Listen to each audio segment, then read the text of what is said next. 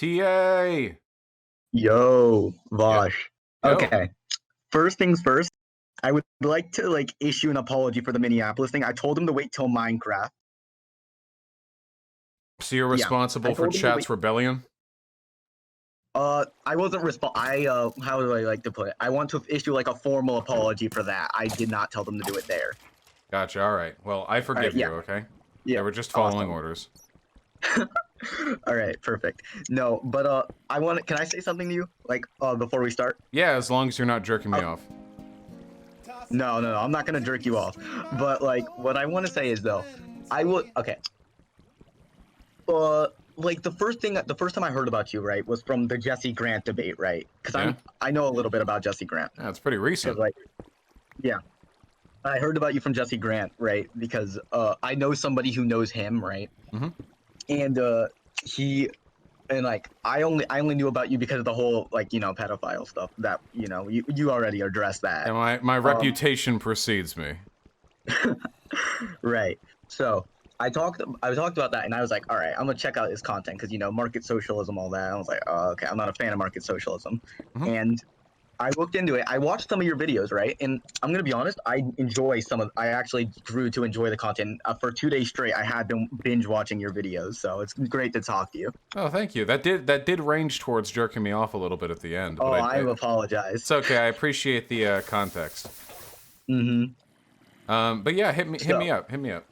Okay, so I want to ask you a question. How would you say is your step towards socialism? What do you mean by what is like the hammer strike that leads us towards the final moments, the revolution, or what do you mean?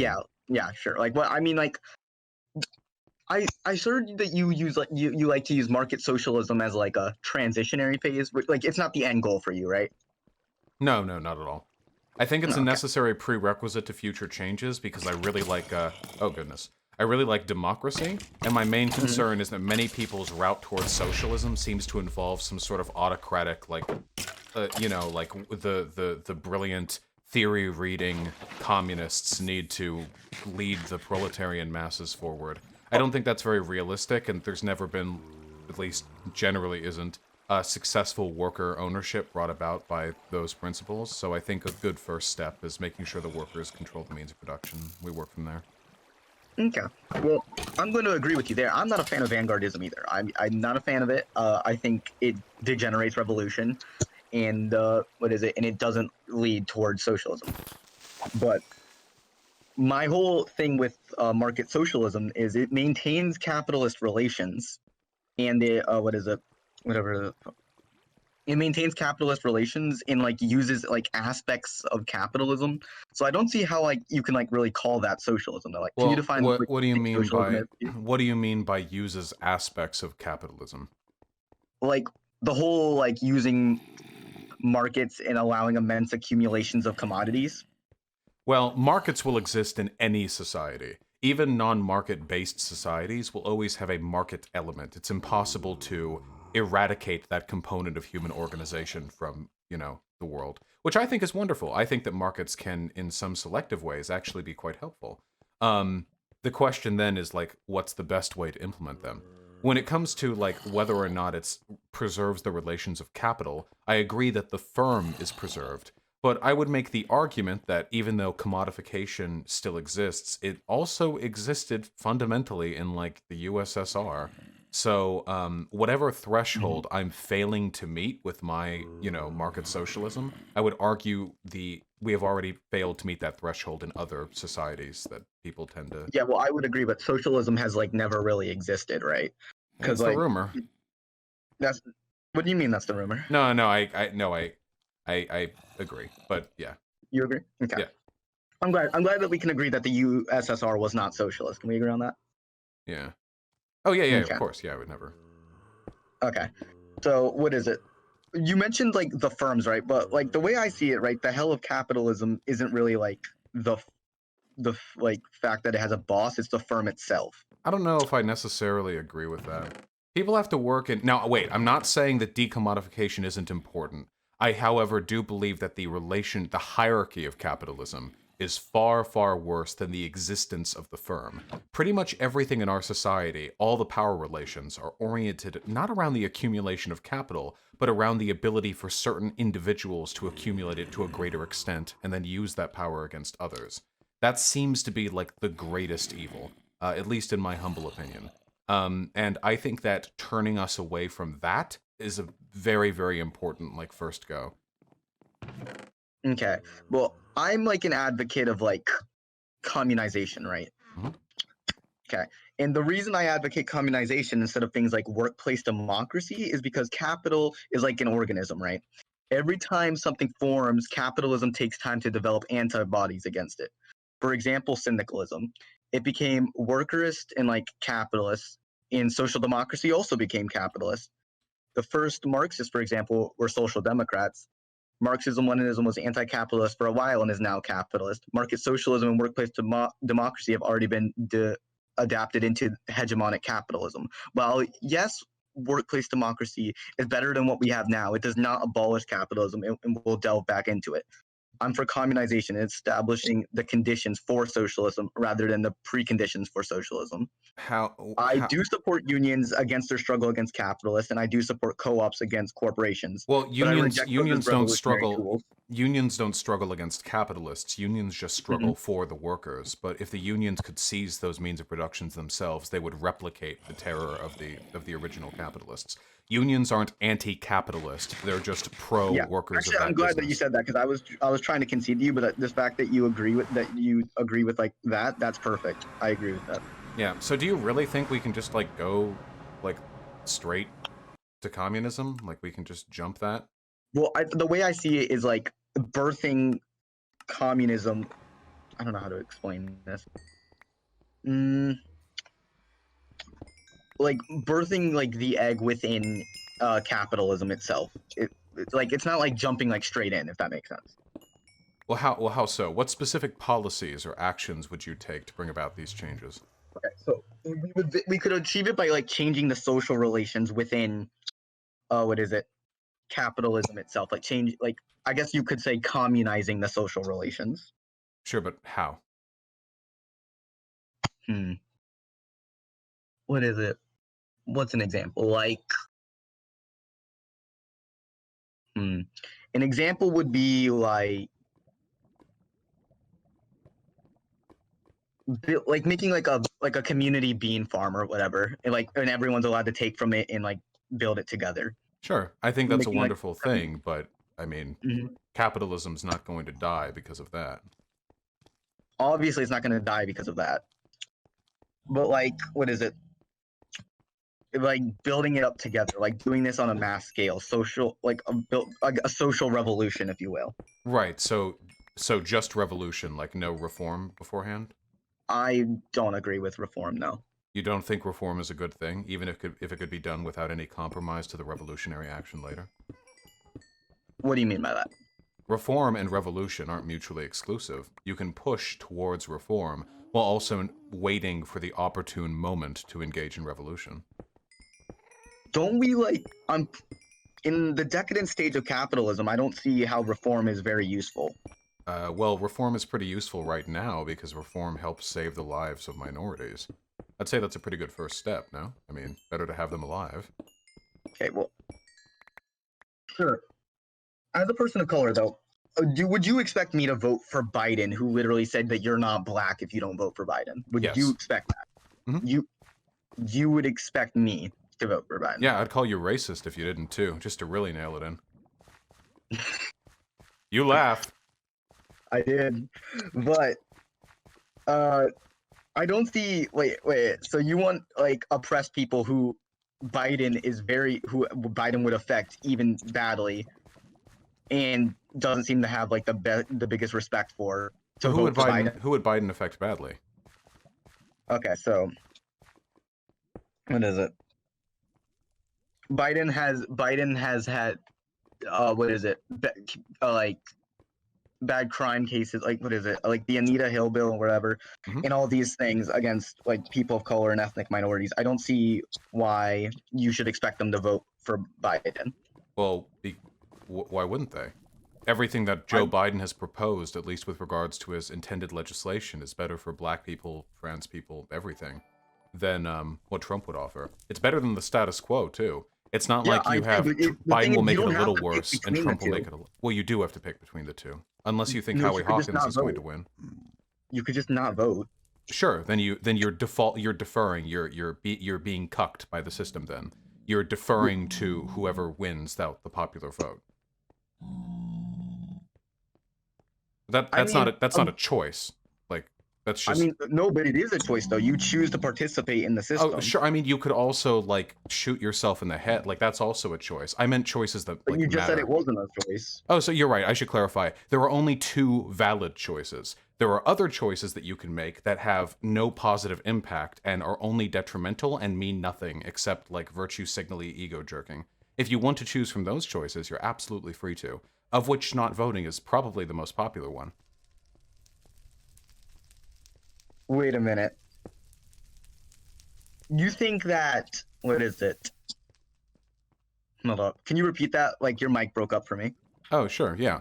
Mhm. So when I said, wait a second, I'm sorry. Wait. Wait, how's there cobblestone here? Wait. I'm actually watching you play Minecraft while we're talking. Wait a second, guys, does this connect to the earlier nether gate that I placed? Oh my, guys. It was right here all along. It was right here the whole time. We never left home. Okay, I'm sorry. Vosh, have you ever heard of TV's Judge Joe Brown? I have not, no. TV's Judge Joe Brown. Okay. I need when you get the chance, check them out on Instagram. I need you to check them out. Yeah, sure. I don't have much free time, but I can give it a shot. Maybe like a fan of mine can try to synthesize Perfect. some You of that should data just for look me. up for TV's Judge Joe Brown on Instagram. Also, while you're at it, look at Vigoof. Vigoof is perfect too. I'll give it There a are look. great accounts that can educate you a lot on like mutual aid and like they write a couple books too. Yeah. Okay, so anyway, the argument I was making is that not voting is dumb and gay. That was basically the point I was making to summarize it. Like, why? It doesn't do anything. Well, yeah, that's the thing is, the way I see it, like I'm not like actively against voting or actively for voting. The way I see it is it doesn't really change the dominant mode of production that we live in, so I don't like care to like So that's the vote only or not vote. threshold? Like, what if voting could save the lives of hundreds of thousands of minorities who would otherwise be deported or attacked under a police state or any of the other myriad negative things that can happen to them? Don't we already live under a police state, would you say? Yeah, but one of the candidates that's going to win, possibly, will make it worse, and one of them will make it better. One of them. What will Biden do to address the police state? Biden has literally outlined like a new policing plan, a police bill of rights following the George Floyd killing, which outlines like a massive list of potential actions that can be taken to improve community policing, improve police relationships with the people they police. It's actually pretty extensive. I don't remember every point off the top of my head, but I've gone over it, and honestly, Can you like send me? Can you send me a link to that? Actually, I want to look at that. sure. I'm playing Minecraft right now. Literally, just like Google like Biden policing plan. No, I'll Google it right now. But like, what I'm hearing here though, right? The police as an institution. You were just talking about it with the Pinkertons, right? And like, they have like an inherent bias against like people of color. Like that's that's obvious. Yeah. So I think they have an inherent bias against the weak. I don't know if it's necessarily individual racism. I just think the police, like as an institution, will always target the weaker, whether that be minorities or gay people, just any group like that. Okay. So, wait, by the weak, you would say like you said like minorities of any kind, right? Yeah. Well, yeah, Okay. like minorities are weak, like in a sociological sense. Mm-hmm. Hmm. So like, I'm gonna Google this Biden, this like police bill of rights and see what because I right now like knowing Joe Biden these might be half measures, but I'm gonna look at these and I'm gonna give them the benefit of the doubt. Sure, I mean, you're going to call any of them half measures because none of them just abolish capital. So to you, they will be half measures. But what they are undeniably is an improvement. And I'll look at these. I will be open-minded and I will look at these. I will be open-minded, putting all of these things aside.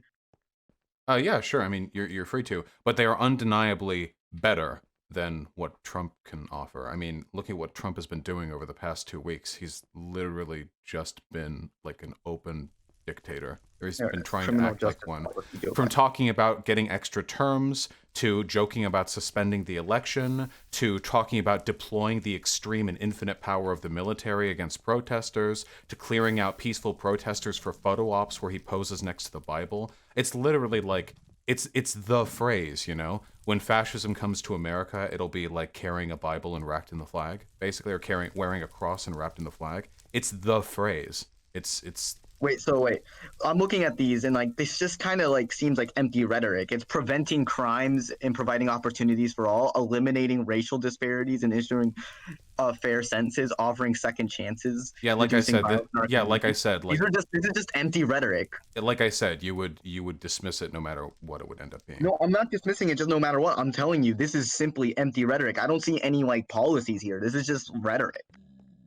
Yeah, probably because it's impossible to know which policies are going to be most effective on a city-by-city basis. You know, it's not like the president controls the policies of police stations. Those are done on a city-by-city level. Broad policy goals are the only things you can really do as a president. Unless you want to implement some, like, weird executive I'm not a action. fan of Bernie Sanders, but I mean, he did have policies on his website that he outlined. This is empty rhetoric. Like, this isn't even like close to that. I'm not saying that Biden is better than Bernie. I'm saying he's better than Trump. Yeah, but you just said politicians don't usually do like what is it? Don't do like broad policy changes. No, with policing, they don't. Because police rules are dictated by like city councils and governors. Like, it's a city by city thing. The president can't say like, okay, Chicago, you're now wearing body cams. And it would be virtually impossible for the president to push for anything as drastic as like a national, oh my god, national implementation of a rule like that. So rhetoric is pretty much all you can get. Whereas Trump has openly advocated for basically every conceivable racist and biased policing policy imaginable to man. So if we're just talking, you know, preferences, Well, I okay. think it's pretty evident. Again, they're two sides of the same coin, though. I don't think see what that How? you're like. This is what I mean. How are they two sides of the same coin? Because they're both capitalist? I mean, that's part of it. Yeah, that's definitely part of it. But again, remember when both... earlier I said nothing I said would mean anything to you because he's not No, full I on told you. I abolishing. told you. I'm not saying that. No, what I told you I was going to do is I'm going to look at these websites and I'm going to give them like the benefit of the doubt. And I looked at these with an open mind, and they were empty rhetoric. So But they just let me down. empty rhetoric is all you can do for police reform as the president, because the police doesn't dictate the policy of individual precincts. You're asking Biden to meet a standard that it is not legally possible for him to meet. It's not legally possible. We've had presidents that have done things that aren't technically legal. So you're suggesting that Biden, while running for the president, openly advocate for an illegal implementation of his executive authority to impose a national policing standard? You want him to advertise that he plans to do something unconstitutional? No, but I would like him to be a little bit more specific than like preventing crime and providing opportunities for all. I would like a little bit more nuance than that. How? Yeah. What specific nuance This would is you like 1, to see? 2, 3, 4, 5, 6, 7 words. This is 7 words. Is the entirety of his policing plan 7 words, or just that one? No, the one sentence that I just read out. Well, that yes, is some 7 sentences have even fewer words than 7, so... Yeah. So what specific nuance would you like to see? I mean, I would like to say how he would prevent crime and provide opportunities for all. That's what I want. He can't implement policies. I didn't say implement policies now. I'm just saying what is it? Do you acknowledge the fact that the tone set by the president can have an impact on the general mood of the country and the policies followed on the state and city levels? Are you going to fall back on your optics argument again? No, nothing about this has anything to do with optics. So, for example, following Trump's admission into the presidency, the police have gotten more violent. The police have felt more comfortable engaging in violence against protesters. The reason for that is because it is a reflection of his violent and fascist rhetoric. So if we have a president in office who instead says stuff like, I want to minimize violent use of policing, I want to cut down on, like violent arrests, I want to improve the relationship between the police and the people, this would have the opposite effect, don't you think? Possibly. Give me a minute. I'm gonna do a quick Google search. Sure.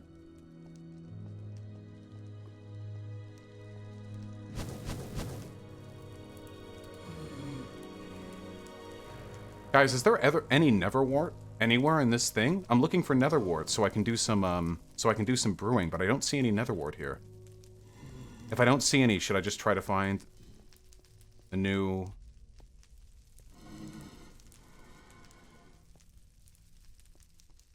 Find the room with the stairs? Would you say that you're a fan of, like, what is it? The Green New Deal, for example? Yeah, I'd say so. I mean, a lot of it is empty rhetoric, but it does advocate for a lot of things that I consider important. Are you aware that the Green New Deal would, what is it? Disproportionately affect people in the third world? Which specific policies? It's claim to like switch to like lithium would affect people in the third world. Yeah, of course. What is it?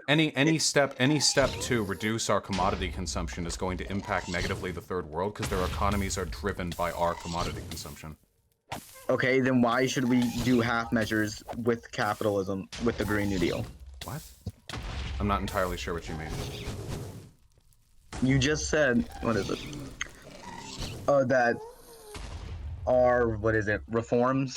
Not here, our reforms. Any, like, hold up. Can you repeat what you said again so I can just make sure I quote you correctly? I don't know exactly. Give me the gist of it, and I'll... Okay, so, like, the measures of, what is it, our climate or whatever for the Green New Deal. Yeah, it sets a good standard. Yeah, for... Yeah. Like, yeah, if it affects, like, it would affect Bolivia the most for lithium. So, like, if it affects others negatively, why would we slightly benefit ourselves with reforms? It's selfish and, like, nationalistic. Oh, I think saving the planet is probably worth harming the economies of developing nations. Especially since that's not the only binary we can take. You think imperialism's justified for if it's for, what is it? Wait, it's imperialism to cut down on our consumption of other... It's imperialism to pillage other countries for ourselves. We're not... What do you mean by pillaging? How are we pillaging? Pillaging other countries for lithium? Yeah, that's pillaging. Wait, why can't we just buy it from them? Buying from them? We just staged a coup in their country for... We literally just staged a coup in their country. It's not going to be a fair deal. Sure. So do you think AOC wants us to buy it from them? Or do you think AOC wants us to invade those countries and take the lithium? We just staged a coup in their country. What do you think's going to happen? We're going to get it from them. First of all, I do, as a responsible media arbiter, I do have to remind everyone listening that there's no evidence the CIA actually staged a coup in Bolivia. As much as I personally do believe that's probably... Oh, fuck yeah. As much as I probably believe that's the case, there's not actually any evidence of that. And how do I harvest this without it destroying? Yeah, Argentina and Chile have cheaper lithium than Bolivia and Chile. Just punch it? I picked it up? Oh, I did pick it up. Okay. Okay, here we go. Okay.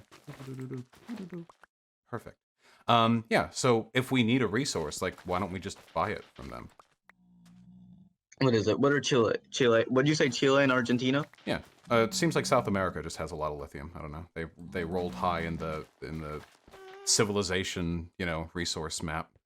Get the sand too? Okay.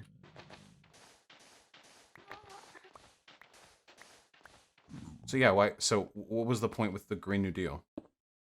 The Green New Deal. What is it? Tell them what is it? It's an imperial measure. How? By needing resources, that's inherently imperialist? By needing resources at the expense of the third world, yeah, that's imperialist. How is it at the expense if we just buy it? That helps their economy, doesn't it? Yeah, well, we will require resource rights for these nations through coups and unfair deals. Yeah, of course. Do you think AOC would disagree with that? What is it? So wait, are you just saying AOC is an imperialist then? No, you're saying that. I don't know how it's imperialist to try and have a climate change measure that involves us consuming more resources. Through coups and unfair deals, you think we should just sacrifice these nations for the sake of that? What are you going on about? No. Why don't we do what we normally do, which is just buy them from them? The age of primitive accumulation is over. You know, for the most part, the resources the country that we live in acquires are done through legal trade, right? Like, when America wants more lithium, we don't go like, all right, time to just bomb Latin America until we get what we want. Like we do, the whole point of neocolonialism is that we try to install fascist or neoliberal regimes in foreign countries that'll Which be we've amicable done. to us with trade deals. Yes, which we have done.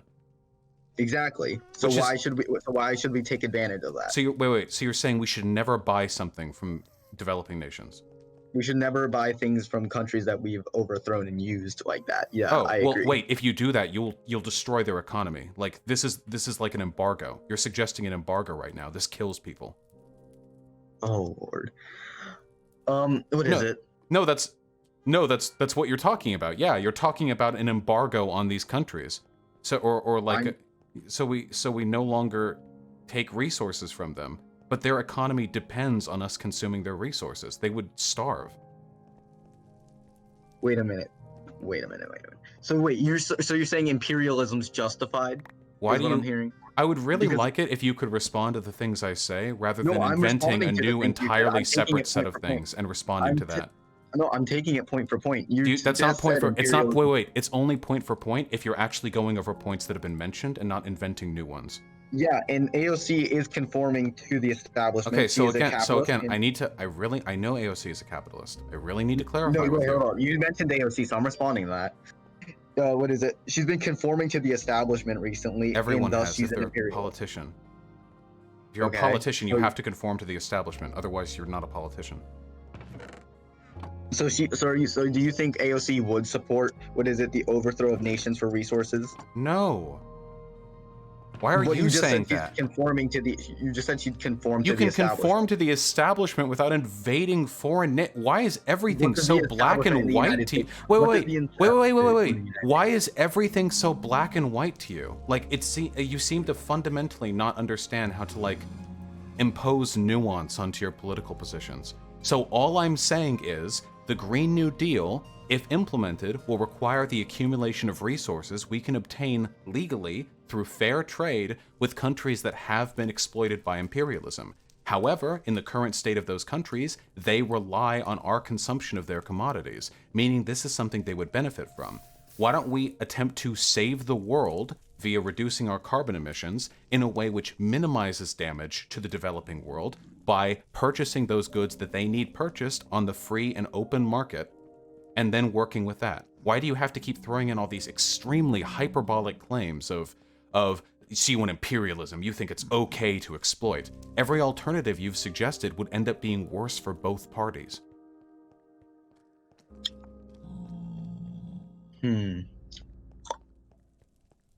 Wait a minute. I want to get back. I never got to finish what I was saying though. What is it about AOC? You said AOC was conforming to the establishment. What is it? Yeah, I mean, And so she's a and you have to politician. conform to the establishment to be a politician. What does the establishment in the United States do? I want you to tell me. A lot of things. You don't need to lead the question. You can just tell me whatever conclusion you're trying to get me to admit to agreeing with. All right. Well, the establishment in the United States has for like years now been overthrowing nations and coups and doing unfair trade deals. And you admit that AOC, folds to the establishment. So why should Because she has made it less bad. Because the establishment would have kept doing those things no matter what. But now that she is there, she is doing more fair and less bad things. So are you saying just because AOC is a god, everything is going to go like it won't? That won't happen. Are you okay? What? I don't understand how any reasonable, intelligent person could interpret that from what I just said. So I'm asking you, are you okay? Are you having a stroke? That was a very strange thing to say. All I said was AOC's participation in the system is better than AOC not being in the system, because the system sucks either way, but AOC sucks slightly less. I have no idea how you got what you interpreted from that, from my statement. I mean, I've like, what is it? Yeah, didn't AOC vote for the military budget? Yeah, Like, pretty much everyone did. Does that disprove Okay, my then point in why any sense? exactly? She's conforming to the establishment and being just as much an imperialist as the rest of them. So you think AOC is just as bad as every other politician? I think AOC is one of the politicians, and we should treat her as such. No, I do treat her like a politician. So again, do you think she's just as bad as the rest of the establishment? What is it? You know what? Sure. Yeah, she's just as bad as the rest of them. Oh, okay. Then I would just say you're probably delusional, and I don't know if I can, like, reach you with any of my arguments. If you actually believe that, then you're just not a rational agent. You're very emotional, though. You've got that one down on pat. You have very strong emotions when it comes to, like, political engagement. But this is what I mean. Like, you're not going to accept anything other than, like, a full-on radical, like, complete abolition of capitalism. So this is why you think reform is useless, because you're not, like, smart enough to discern the differences between, like, good and bad, unless the good is so good that it abolishes the predominant mode of commodity production on the planet. Like, that's the only... Your contrast settings are turned so high, that's the only thing that you can see. And everything before that, like, it's just, like, the same shade of gray to you. Okay. That's fine. That's not good. And other theorists, like Marx, didn't think that way. Wait, hold on. What did Marx say about reform? Marx and Lenin wrote extensively on the nuance of challenging capitalism through state work and through direct action, and the ways in which doing so can bring about benefits on the way towards an actual revolution. Wait, can you show me that? I've read all theory. Can you find me a passage from Capital that disproves what I just said? Oh, wait. You can bring it up. Well, Capital is not about reform. Capital is about critiques of capitalism. So here's a quick question. If Capital is about critiquing capitalism, and the critiques are that capitalism is bad in myriad ways, would it not make sense that it is good to address some of the bad parts of capitalism? I.e., if capitalism bad because of blank critique, addressing blank critique would be good. So wait a minute. Wait. Okay, I'm asking you a yes or no question. No. It's a very I'm gonna give you your answer. If in Capital Volume 3, for example, he talks about he talks about the falling rate of profits. We're going to use reform to bring up the falling rate of profits. You just mentioned one. I notice your discomfort with the question I asked because you had to run to one of the most extreme and intrinsic elements of capitalism. I know I'm doing exactly what you asked me to. No, I asked you to find evidence. I asked you to find evidence of Marx not believing that there can't be changes made to systems within capitalism. I mean, you're the one who said Marx believed this, so I mean, you made the claim. Yeah, I've read all theory. Can you find something that disproves it? You've read all theory. You do realize your positions here are maddeningly, like, dumb, right? So here's an example, okay? One of the bad things about capitalism is that it brings about a difference in political power between the proletariat and the bourgeois. Do you not think that campaign finance reform, which would limit the extent to which wealthy people... Why are you pivoting away from what you said about Marx and Lenin? I want you to show me the quote where you said it. Wait, I already told you have to find the quote. I'm directly illustrating the point. You just brought it up to me, so aren't you the one, like, claiming it? So shouldn't you have to say it? No, you should know all theory. If you wanted to defeat me in the free marketplace of ideas, you should have had this ready. I should know all theory. Yes. Oh, okay, hold up. Let me just go to the, like, theory store real quick and buy a bunch of it. You go to a store for your Marxist theory? That's right. I wouldn't... Yeah. That's all I need to say. Hold on. So, again, I'll rephrase it, because you're very fond of not answering my questions. You're being incredibly dishonest here. You're just pivoting around because you don't... No, I'm asking you... Can I ask you a direct question that is essential to the point we are trying to get at? Okay? I mean, shouldn't we answer the one that you just said, though, before? No, because you don't have a quote from Capital to disprove my point. I mean, but you straight up told me that Marx and Lenin, said that they believed in reform. I want you to prove that to me, because I see a bunch of your fans saying that too. Where does Marx and Lenin talk about? What do you think it means to believe in reform? What does that mean to you? What is it? Believe in reform? The idea that you can reform capitalism? Wait. Only an idiot would believe you can't reform capitalism. Marx's argument. Wait. You don't understand Marx. That's okay. I'll help you. Marx's argument wasn't that you can't reform capitalism. His argument was that reform cannot abolish capitalism. But there are differences between those things. For example, capitalism back in the mid-19th century was slavery. We had a slave state in the United States. This was capitalism. This was a mode of capitalist production. By abolishing slavery, we made the capitalist system we live within a little bit fairer, and thus, through reform, did manage to implement a positive change in the mode of capitalist production. Do you disagree with that? Do I agree that the United States had some sort of slave state? Sure. Wait. That's not what I asked you. Was abolishing slavery not an improvement to American capitalism? I think it was an improvement to the material lives of people of color and anyone else who was a slave. So I'm asking you specifically, do you think slavery and its abolition improved the material conditions of capitalism? Was this an improvement to capitalism? Sure, that was an improvement to capitalism. Okay, I agree. So, the abolition of slavery was a legal decision. Now, the Civil War was involved, but a world could have existed in which a war was not fought over slavery. In fact, slavery was abolished in the North without fighting, meaning that it was the legislative action of people who had been elected to their positions, which then, through legal reform, improved capitalism. Other countries did the same. England got rid of their slavery. They didn't have a war over it. Mm-hmm. Okay, so this is so we can improve capitalism through reform, yes? Okay, but I want you to you keep running around to different points of where the Marx and Lenin quotes come from. I'm literally gonna sit here and I'll keep asking you until you can show me where these Marx and Lenin quotes are. I understand that you're trying to do that because you understand that not engaging with the argument is the only possible way you can save face here, but it's not going to work. Save face? No, Yes. I don't need to save any face. I need you to show me where it is, because you're being quite dishonest. How?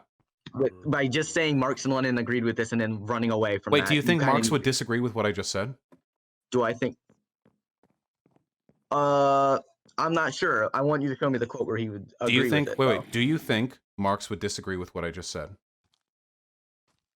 What, that slavery changed American capitalism? No, that the abolition of slavery was Abolished, an improvement. the abolition of slavery. Yes. I mean, sure, it changed American capitalism. Yeah. Wait, did it improve? And Wait, Marx you would keep agree saying with that, yeah. changed. Are you racist? What? Wait, you keep saying changed. I'm saying it improved capitalism. Do you think it was like a neutral change? Like a neutral change. Are you an alt-righter? Okay, well, again, this was done when capitalism was in its ascendant phase, not its decadent stage. Wait, are you an alt-righter? What? Was abolishing slavery a good thing to How you? am I an alt-righter? What? Wait. Can you just answer questions when asked instead of posturing? Do you think What am I- abolishing slavery was a good thing? Yes, I think abolishing slavery was a good thing. You say that sarcastically, but you walked around that for quite a while before finally committing to that position. Are you so wait, hold on, just to peek this out. You're accusing a person of color of not wanting to abolish slavery. No, I'm asking you because you kept saying that the abolition of slavery changed capitalism rather than improving it. Okay. It changed capitalism, yes. Did it improve? Wait, are you doing this on purpose, or are you too thick to not understand what you're? I don't see. Wait, so you saying capitalism wasn't changed at all from? It was being changed, and it was also improved. Yes. What is it? Okay, wait. This is a yes or no question. Yeah. Did abolishing these people were improved? The people's lives were improved. Did abolishing slavery improve capitalism? It improved their lives, but the system itself remained relatively the same. Wait. So you think it's relatively the same, a system in which I could have owned you and your children, and a system in which I couldn't have? That to you is roughly the same. Well, I mean, they paid. Do you want to take some time to think of a better way to weasel your way out of this? Huh? Do you want to think of a better way to weasel your way out of this? Do you need some time to think of like a duck so you can avoid getting at this directly? Because you're stumbling at a really, really early hurdle. This is like stumbling at the paint on the starting line. It's obvious that the abolition of slavery improved capitalism because it destroyed one of the worst ways in which the bourgeois can damage the proletariat. Yes? Yes, and I agree. Okay, wonderful. No, I agree. So that was reform, improving, capitalism. Okay. Okay? So my argument is that people like AOC are good to have in Congress because they are better than their contemporaries, and the way in which they argue for their positions generally brings about, while not an abolition of capitalism, still an improvement of our current conditions. Hold up. I need you to repeat that. You broke up for me again. No, I didn't. But I'll repeat it for What? you anyway. My argument is that Okay. people like AOC are good to have in Congress because they are better, or if you prefer, less harmful than her contemporaries would be.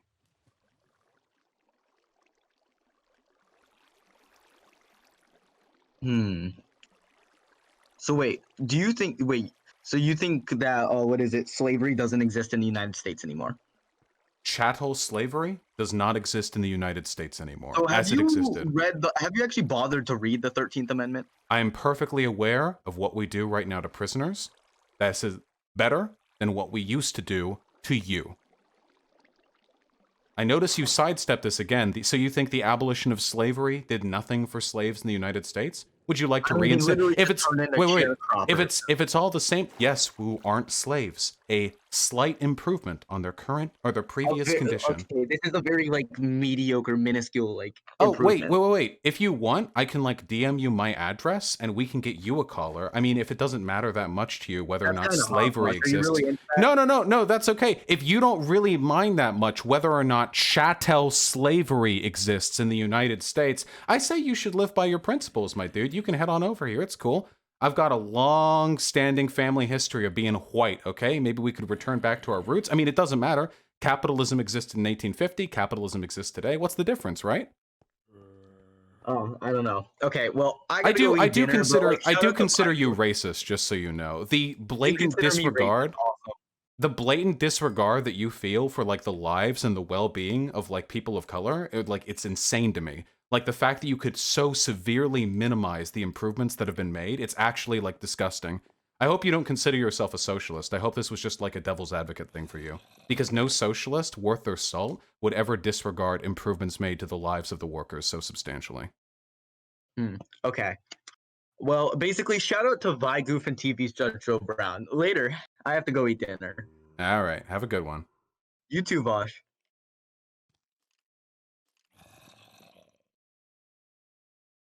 Anyone who thinks I was being mean to that piece of shit can stuff it. Holy fuck, that guy was insufferable. Literally, can't even admit abolishing slavery is a good thing. Jesus Christ. I can't believe these people, dude. They're so... This is what I mean by, the Chapo brain. They're so committed. They're so committed to never acknowledging the possibility that reform can be valid that they will deny the most obvious historical reality imaginable.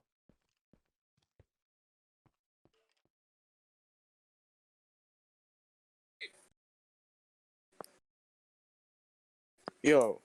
Howdy. Hello. Hey, how you doing today? I'm doing great 24/7. How about you? Pretty good. So, wait, did you read the DM or did you call me? Because I was in the, I read the DM. I just called because, okay, you did. Yeah, sometimes people bounce around the Discord. I don't know why. But yeah, what's up? Yeah, so, I'd like to, I did watch a debate with, AJW, and, honestly, I think I kind of blew him out, if I'm being, but I also think I can address some of the arguments you made in favor of socialism. Yeah, for sure. I love socialism. I'll defend it.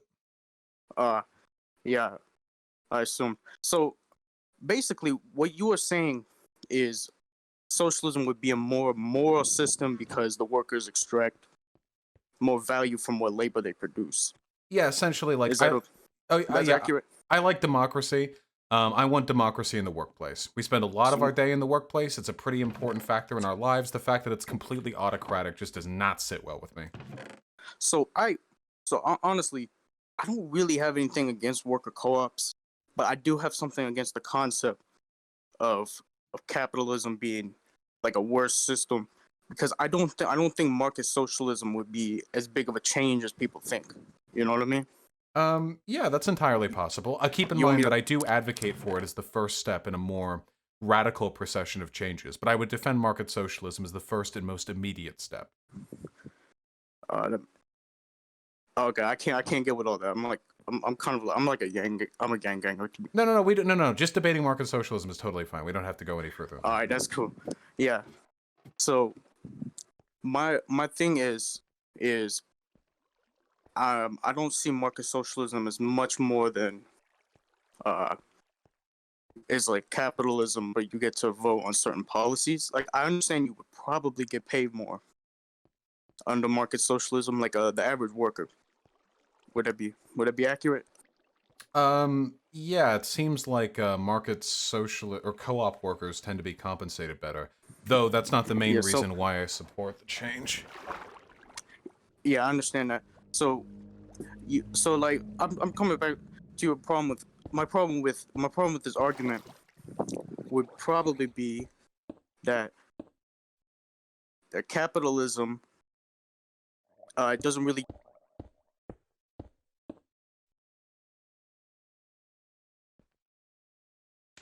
Doesn't really what? You cut out. Hello? Uh-oh. Uh-oh. We may never know. Man, you can really fucking power... Oh, I'm getting dolphin assisted.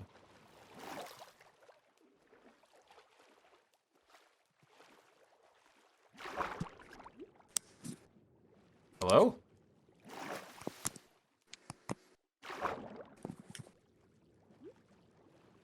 Hello? Yo. Hey, you cut out for a little while there. Oh, dude, I'm sorry, man. Where was I? I was like kind of rambling. I hope you didn't say too... Well, I mean, essentially, I don't think you got to any of the criticisms yet. I think you just said, Oh, okay. So my main criticism, I'll just go straight to it. So, I've already explained that. I'm sorry, I'm really nervous right now.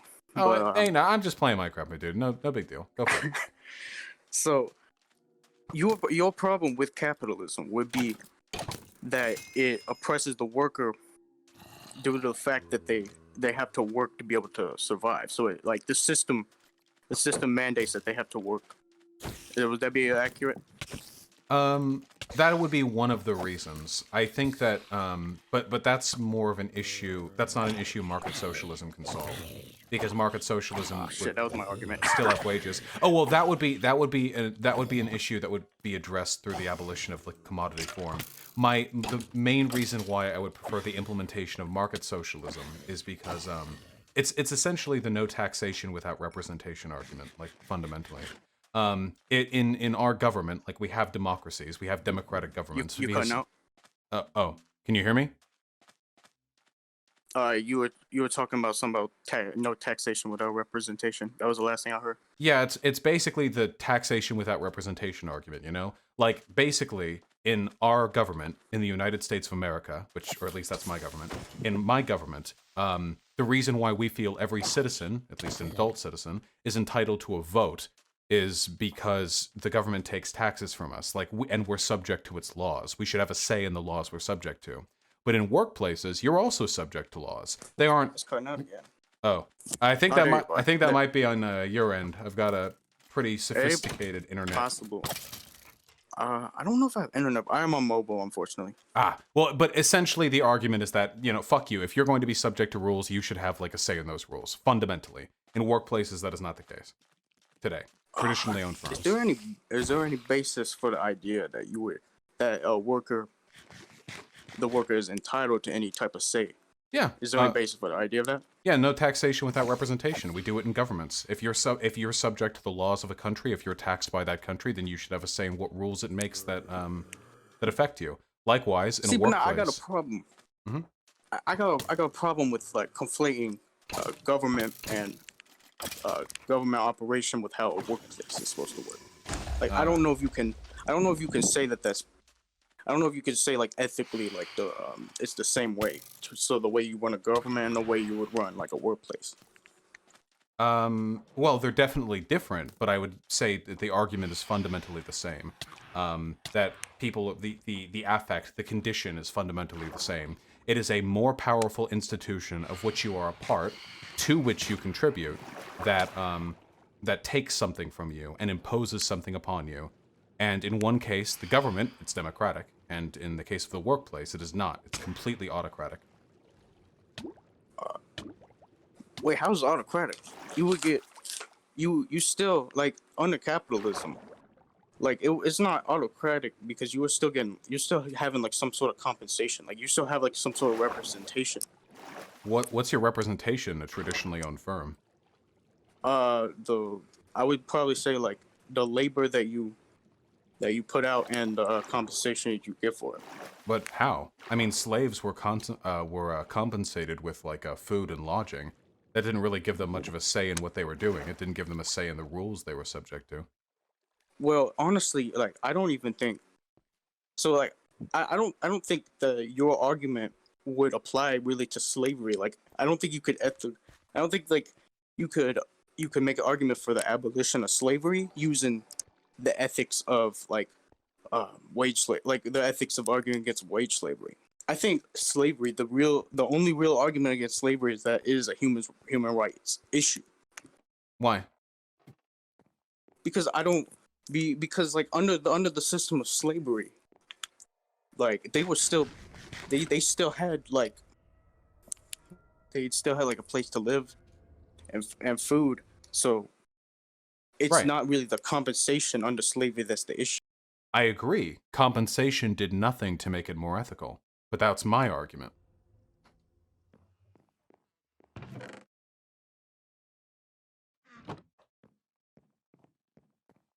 Hello? Yo, Hello, welcome back. all right, where was I at? I said, I agree, compensation does nothing to make the system more ethical. But that's my argument. Wait, so how does it defeat my argument about how capitalism is still ethical? Because you were arguing that the representation workers got in traditional firms was meted out in their compensation. But my argument is that compensation doesn't actually change the power relations. It doesn't make it any more ethical. Slaves were compensated too. Not monetarily, but they were given food, obviously. And they were given lodgings and sometimes even medical care. But that didn't mean they were represented. It just means that they were being given what the slave owners needed to give them to preserve the relations of capital. The same happens today. The only reason workers are paid today is because the workplaces have to, or they don't get the labor. But that's not representation. That's just them fulfilling the bare minimum to exploit a person. Okay, that makes a little bit more sense. I would still argue that there is a huge difference between the compensation you would receive under wage slavery, as you call it, and legit slavery, like back in the 1700s and stuff. Oh yeah, yeah, of course. Modern wage slavery is a hell of a lot better than chattel slavery, 100%. I just argue it's kind of like a lesser version of the chattel slavery. We get paid now. We're not treated as badly. There are worker protections, and we get to pick our master. But that's pretty much it. That's pretty much it. Fundamentally, you're still kind of owned by someone, not in the way it used to be, but in a different way. Fundamentally, you aren't really given the power over a workplace that I think is fair. Like, why do you think slavery is unethical? I think it's unethical because the slave did not consent to be in the position in which they were put in. Does that make sense? Yeah, of course. And that would be my, like, if I was like an abolitionist or something. Well, I'm black, so I don't know about that. But like if I was like an abolitionist back in the day, I'd probably like say that. Okay. How would you feel about a system in which slavery still exists, but you got to choose the master? I see the argument you're trying to make. I know. And you can criticize it. I'm just saying, like, this is like the line of logic that I would go down. Like, what if you could just choose the master, you know?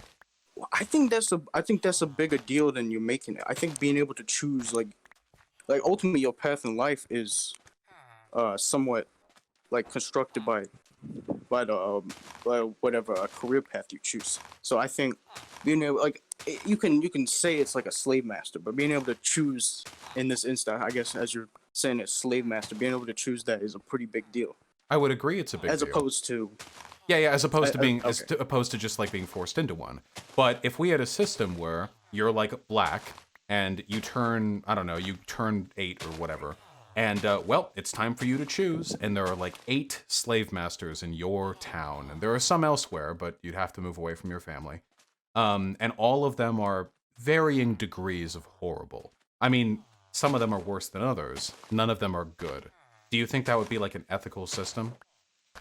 Um, uh, n- what you just described, I think, is a bit simple, but I think, no, not exactly. I think that's a simplified version of what modern capitalism really is. But what remains But, that's unethical?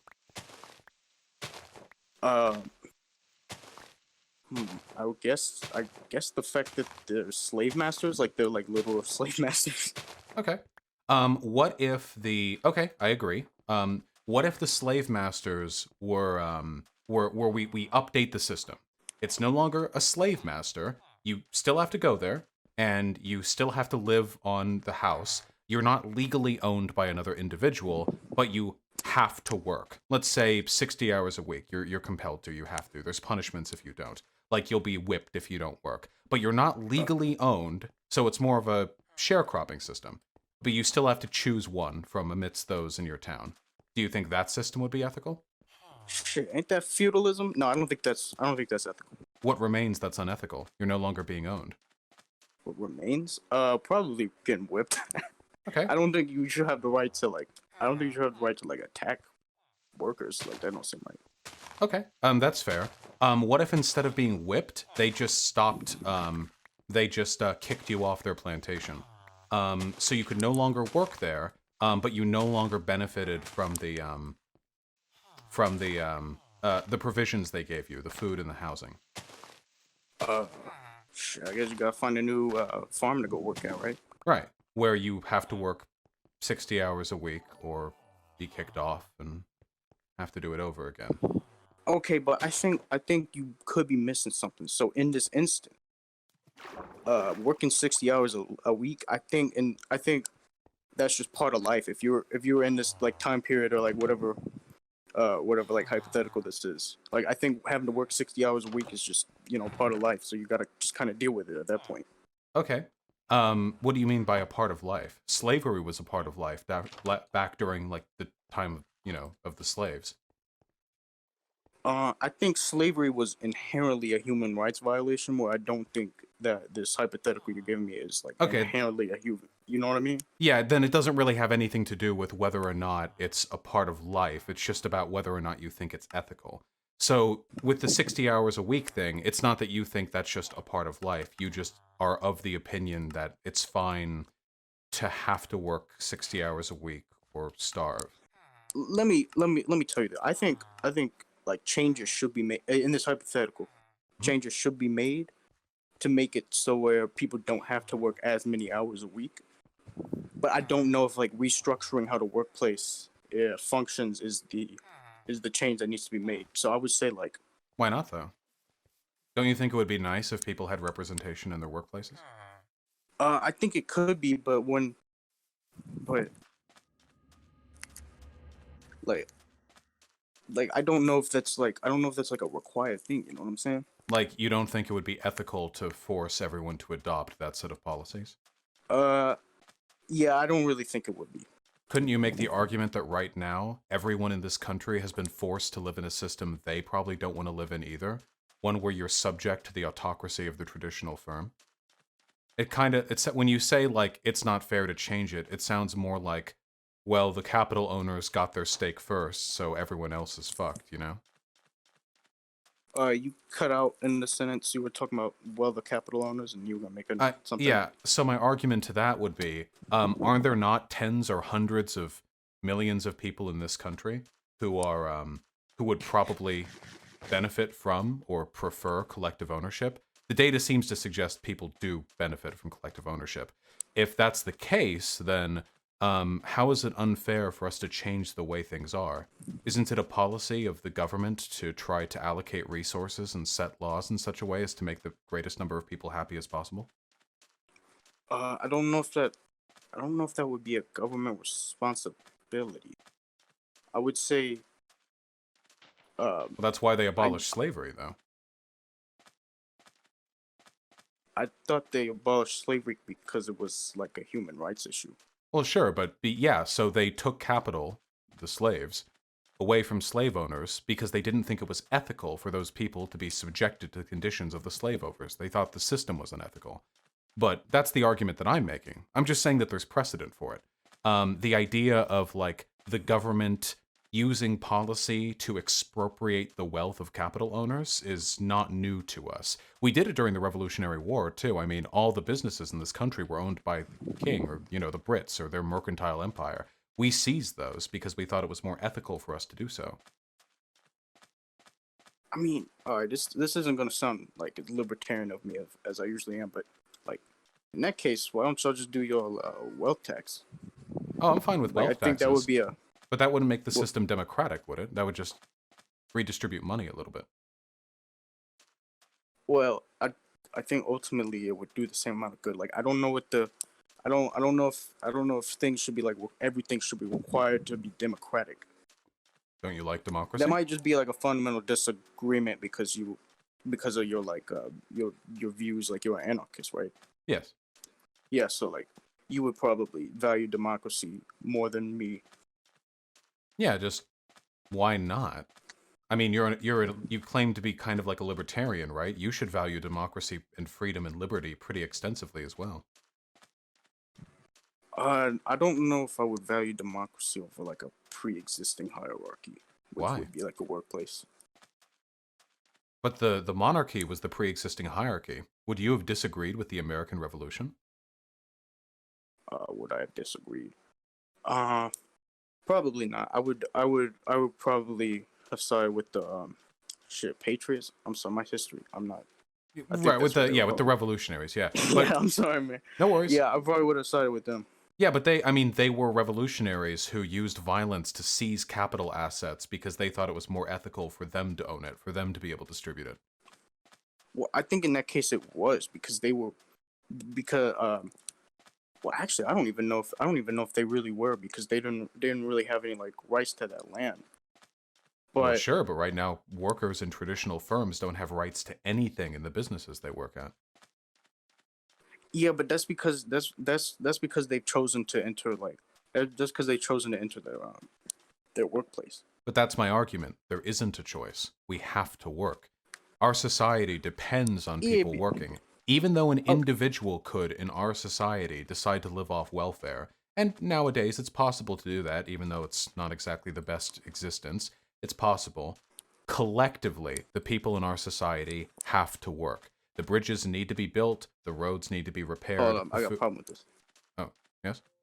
I didn't want me to like interrupt you like that, but No, go ahead. that's the same way in a socialist system. You just might be getting paid more, and you got like your little ballot box and stuff, right?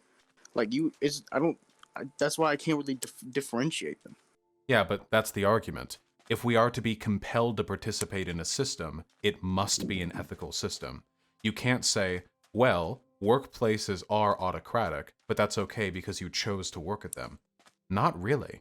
Collectively, as a society, we don't have that choice. People have to work.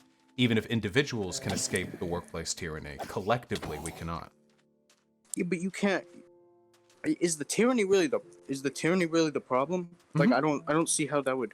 Yeah, not like, wages. I don't see how tyranny would.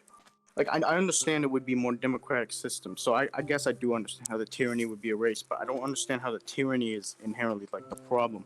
Well, I don't like tyranny. System as opposed. You know, I understand that. However, I don't understand. I don't understand what exactly is changing. Besides, you will probably be getting paid more in a co-op, and you will get to like vote on certain policies. That's it. You would be able to vote. That's it. That's the difference. That's the difference between tyranny and democracy. Is that really like that substantial of a change? Yes. I mean, we had a revolution over it. Are you saying the right to vote We did. isn't substantial? Oh wait, the right to vote. Well, I think, well, again, like I think like running a country, this comes back to the same thing. Running a country be like different than running like a workplace.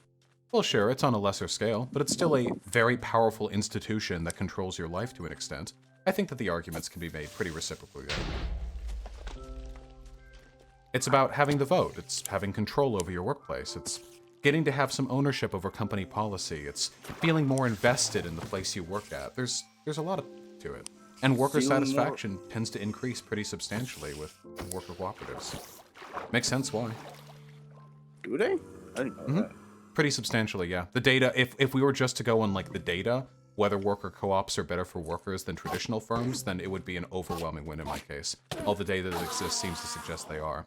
So the argument isn't about, is it better for the workers? The argument is it good enough to warrant making a civilization-wide policy? Which I would be arguing in the affirmative of. Shoot, that makes sense. So what I would tell you is, because I don't know how convinced I am that like a bunch of people like want worker co-ops, but if that is the case, I would say if you really believe that way, you would push, which I'm not saying you don't do this, you probably do, to be honest, but you would push for more worker co-ops to be like pushed, like rise up from the ground. Oh yeah, 100%. Pretty soon I'm going to have a few people coming on to describe their experiences with worker co-ops. I've done that in the past as well. And I heavily advocate for the implementation of state laws to favor the pushing of co-ops. Right now, for example, there are some discriminatory banking policies that make it harder for co-ops to get a loan. Wait, are they policies or just tendencies? I would need to look over it again, but there are some aspects of our society that are biased against the operation of worker co-ops. I'm very interested in seeing those pushed out. If we can have more individual worker co-ops succeed, it'll be easier for me to make my American-wide argument, you know? Yeah, like, oh shit, I just have brain fart. Yeah, I'll probably end up watching that. I guess I need to do more research on worker-owned co-ops.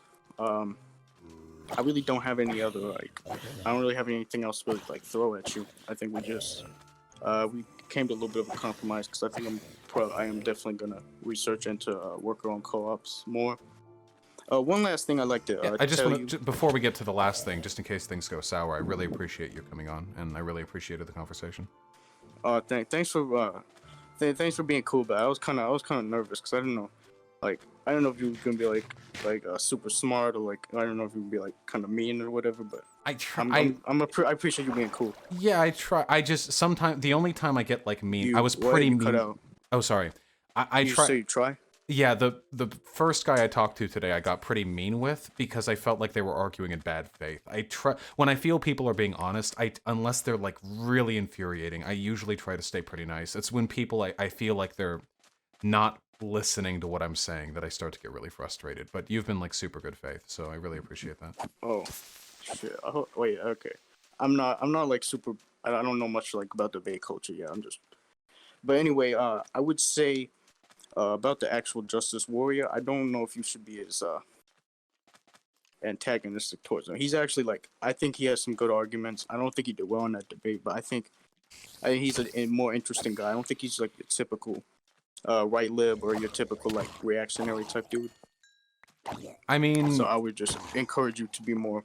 He's one of the few conservatives I've talked with who immediately acknowledge that black people don't commit more crime because of their black skull shape or whatever, which is a huge step up from the majority of right-leaning people I talk to. I mean, possibly maybe there could be some sort of reconciliation in the future. I'm always down to talk with people. Okay. Yeah, I won't ever strike it out, I guess. All right, that's a better response than I thought I would get. I got the beginning because I was planning to tell you that. Yeah. No, of course, man. Yeah, Thank you. All right, I gotta go eat some. I'll watch the thing where you talk to the person. Yeah, I have co-op or whatever. Yeah, I'm actually oh fuck, I'm not wearing the shirt right now. It's called Goods for the People. They make really high quality like lefty t-shirts, I guess, that are pretty cheap. It feels really good. Like it's actually like a really nice t-shirt. And they have a co-op. There's one dude in America and one dude in I ain't no Russia. damn lefty, but I'll look into it. I'll see Yeah, it. them shirts look pretty. They're real comfy. It's like $20. Get it from Russia. You know, it's a pretty good deal. Hey, thanks for coming on, man. All right, man. See you. See ya.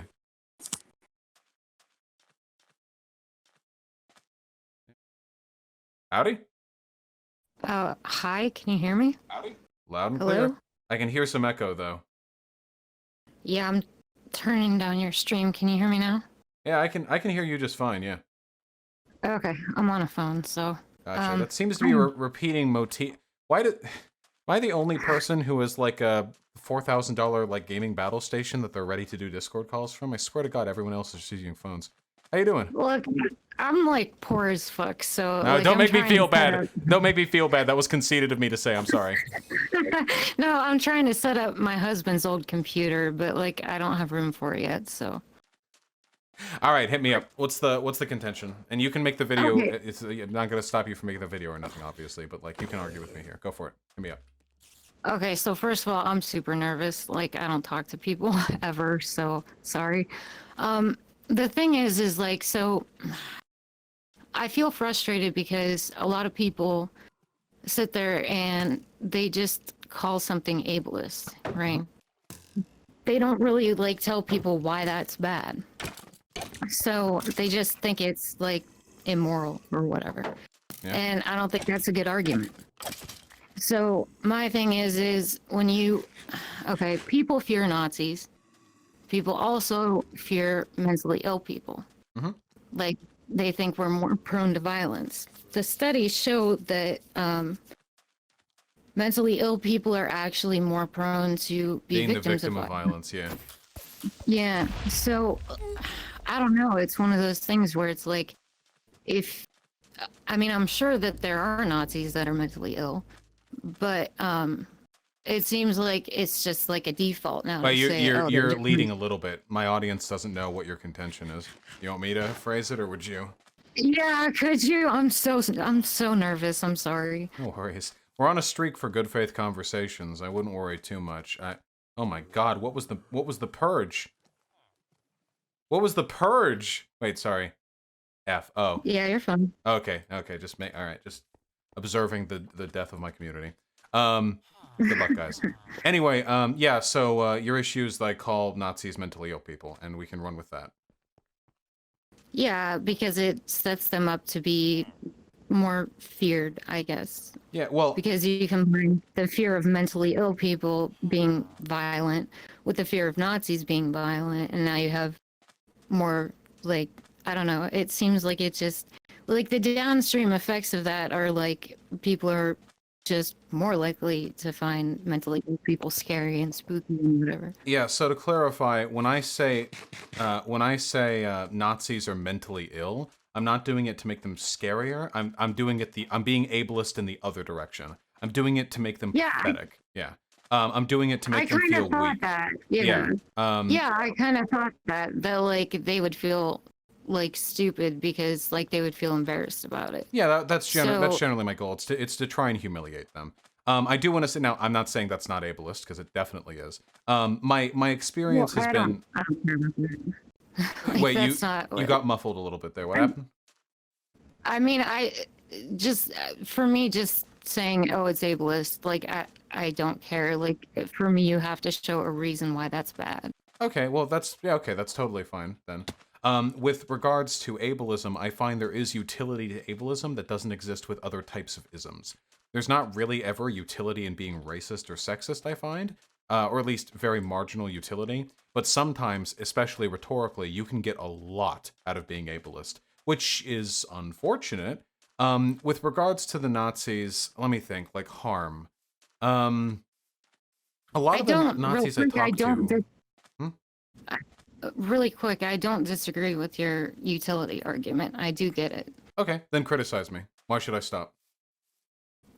It's not that you should stop. I think you should be a little more educational on like, it feels so weird to like say you should do this with your channel. You're not going to hurt my feelings. Just go for it. Like we're a lot more prone to like cop violence and like if you call for a wellness check on somebody, cops show up, they're much more likely to fuck you up or shoot you or kill you or whatever. And again, more people like it's weird because like every time there's a mass shooting, everybody's like, oh, the person was mentally ill. And I'm like, no, actually, it's like a quarter of mass shooters or something were found to be mentally ill, maybe. So it's basically, I wish there was more talk about what that actually looks like in real life, the mentally ill part, not the let's make fun of Nazis or whatever. I'm saying this badly. I had this whole thing in my head and it just kind of evaporated. That's why like that's maybe why I get paid the big bucks for my debate bro talents. Yeah, you're intimidating. I will say that. I'm not trying to be intimidating in a conversation with you. I'm interested in No, hearing your I mean you're arguments. being nice. Well, you can You're- prescribe like judgments to me. You like I'm not going to be offended if you say like you should do this or it's immoral of you to do that. Like I'm totally fine with that. I mean, I say that to other people all the time, so.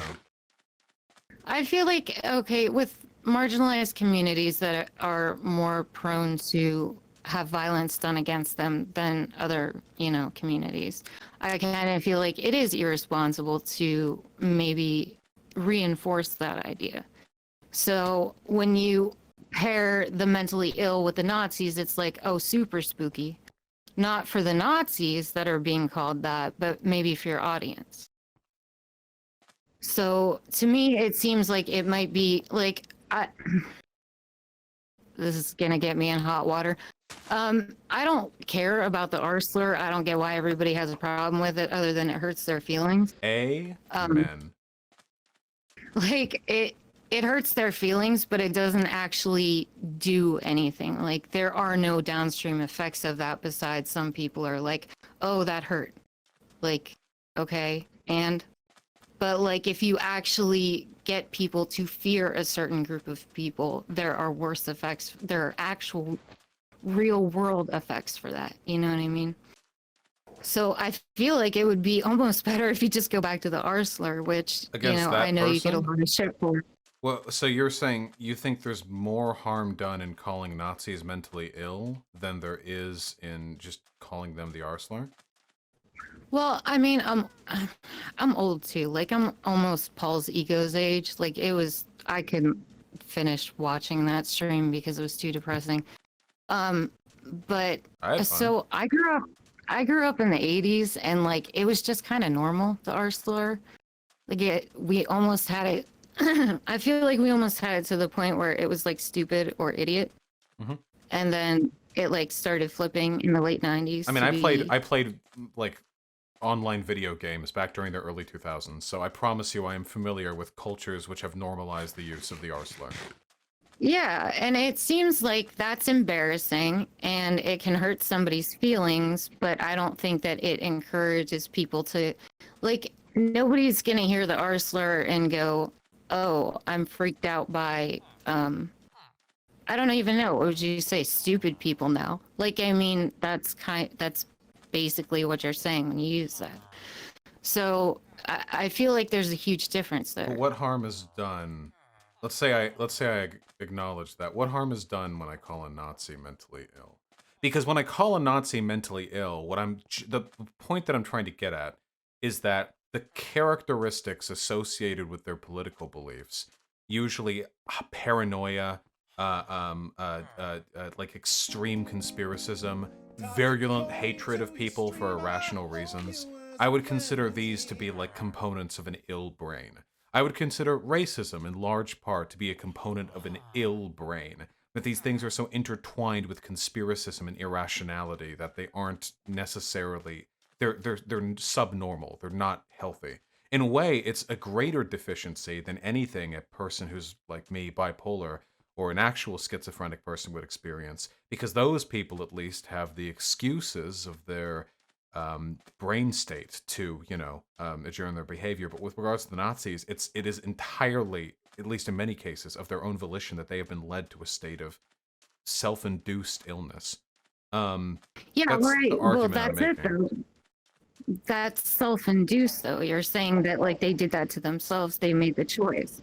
And like mental illness isn't a choice. Cause like I'm bipolar 1. I don't know if you're 1 or 2, but like, and maybe, I don't know, BPD and AS. I don't even know, man. I was trying to figure that shit out and I lost my therapist. So, but bipolar 1, yeah, I'm on lithium too. So it is what it is. But they're making the choice. And like, it also kind of, it's weird, right? Because it's like a lot of people, when you hear that, you're like, well, that lady in Central Park was like, oh, I'm mentally ill or whatever. I think she used that as an excuse for calling the cops on that guy. Yes, and Amy Cooper. Racism is not like it doesn't stem from mental illness. Like that's a super big annoyance of mine too. Well, it depends. No, it doesn't stem from mental illness, but you're using the medicalized definition. Rhetorically, what I'm arguing is that a person's brain is broken if they act in the way Amy Cooper acted. That there is to me a difference of virtue between a person who's mentally ill like you and me and a person who has just arrived at political positions which invoke deficiency in their thought processes. Yeah, and like I actually, the way you just stated it, like I totally agree. And I think that if you kind of made that a little more obvious every once in a while, I think that would be cool. Okay, I mean that's fair. Well, then here's a question. Here's a question for you then. When Sure. I often debate irrational people. In fact, I would go so far as to say I almost exclusively debate irrational people. Yeah. Irrationality Yeah, I would say so. is a component of, not intrinsically, but is often a component of mental illness. Depression makes you irrationally, many things. Anxiety, irrational panic or fear, immediate doom, so on, bipolar, both varyingly. Yeah. Irrationality and mental illness go hand in hand. In fact, irrationality is almost one of the defining components of mental illness, or at least of behavior characterized by mental illness. So if it's a defining rationality is a myth. Oh God, my chat. All my fucking 17-year-old. I spent 3 hours in a therapist's office and I understand human psychology now, chat. Listen up, you stupid motherfuckers, okay? Obviously, rationality is a spectrum and nobody acts in a perfectly rational way. If you seriously want to argue that the way in which I make my arguments and the way in which a Nazi makes their arguments are derived from the same basic degree of fundamental, processing rationality, then you're delusional. You're as delusional as they are, okay? There are differences in rationality. There are people who are more irrational than others. And irrationality is a component of mental illness in many cases. The irrational brain state is what leads your depressed asses to think that not making your bed or not cleaning your clothes up off the floor after 6 days of fucking washing them is an acceptable decision. It's the irrationality in your brains that makes you think it's acceptable for you to sit there slowly sweating and panicking for 2 hours over the possibility that 8 years from now you might have to make a life decision that you're actually never going to arrive at because it would require you have to make choices that you're not going to make over the past 8 years, okay? It's just fucking stop, okay? Holy shit. All right. I need a cigarette. Holy shit. Rationality is a myth. Yeah, no, I'm not talking fucking perfect fucking libertarian rationality. I'm talking about the ability to process information in a reasonable way. God, I argue with so many irrational people that's my job. That's what people pay me for. So obviously I have a little bit of a fucking beef out for irrationality as a concept. My argument is this, and this is my question, okay? I call people irrational all the time because they are. But it doesn't have the same punch as saying they're mentally ill, or their brain is broken, or so on like that. Even though the sentiment I'm expressing is identical in both ways, I understand how they have different impacts. Saying something like your brain is broken probably isn't as bad as saying you're mentally ill, but both of those are probably worse than me just saying you're irrational. Where do you think the line is? Draw a line. I want to hear your opinion. That's the thing, I can't draw a line. I never have been able to. I'm one of those people that rides the line every chance I get. It doesn't. Calling black people, my N-word? Oh, well, no, not that. But I mean, it's more, it's more of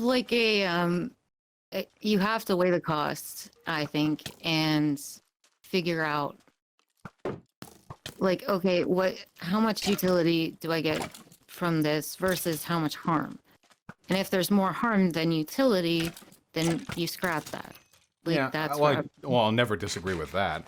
I guess my main thing is, like, I feel like my audience is largely woke on ableism issues, because I know all of them are, like, depressed 16-year-old trans girls, and I know the Nazis are already irrevocably ableist, because they're Nazis, so I don't know if I'm really swinging the pendulum either way with either group. Actually, well, wait, hold on. centrists, man. The centrists. Yeah, That's well, maybe yeah, I'm thinking, well, my site chat is full of depressed 16-year-old trans girls, but I'm pretty sure my broader community is full of, like, edgy, like, those are literally the people I appeal to. They might not be as woke on this as I would expect. I might have to talk about ableism more. Yeah, that's what I was thinking about, is like the people that you appeal to, like not the people that are too far gone and not the people that already know, but the people that you're actually trying to catch. Like, they might not get it. They might not see that line. Yeah, that's fair. Like, maybe that guy that I just talked to. Like, he was super cool in good faith, and I'm not saying that he's dumb or bigoted or anything like that. But, like, maybe if I was talking to a person who, like, didn't have a super strong stance on the issue, they might, like, see me thinking, like, this person's mentally ill. And, like, they might think I'm some sort of, like, titanic rationality god who's BTFOing all, like, the insane, like, crazies or something like that. Not knowing that I am bipolar. You know? Yeah, I mean, you do bring it up on stream sometimes, but, like, it's not, like, you know, in your bio or anything like that, so... I think people think I'm memeing for the most part. I don't know if I feel like the broader community probably doesn't know if I'm telling the truth. I feel like you are, but...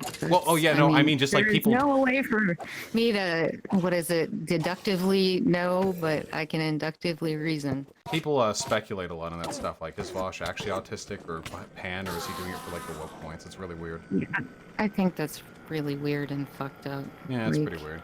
Alright, how about, I'll try to scale back. How do you feel about your brain is broken? I'm fond of that one.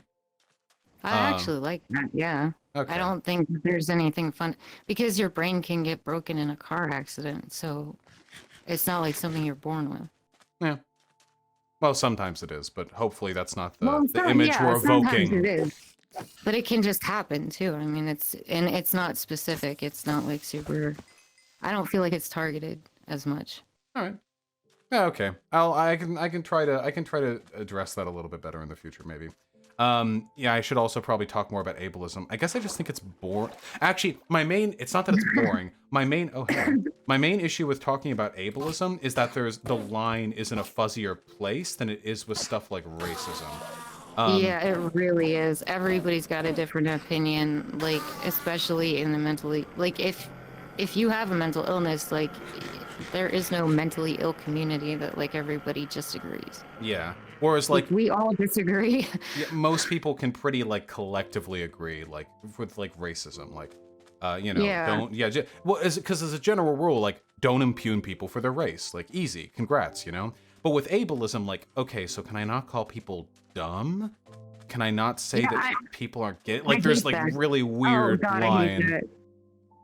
Like, I'm not gonna stop saying stupid and idiot and all that, like, it's not happening. I call myself stupid, so, like, if I'm gonna be ableist against myself and you want to accuse me of that, fine.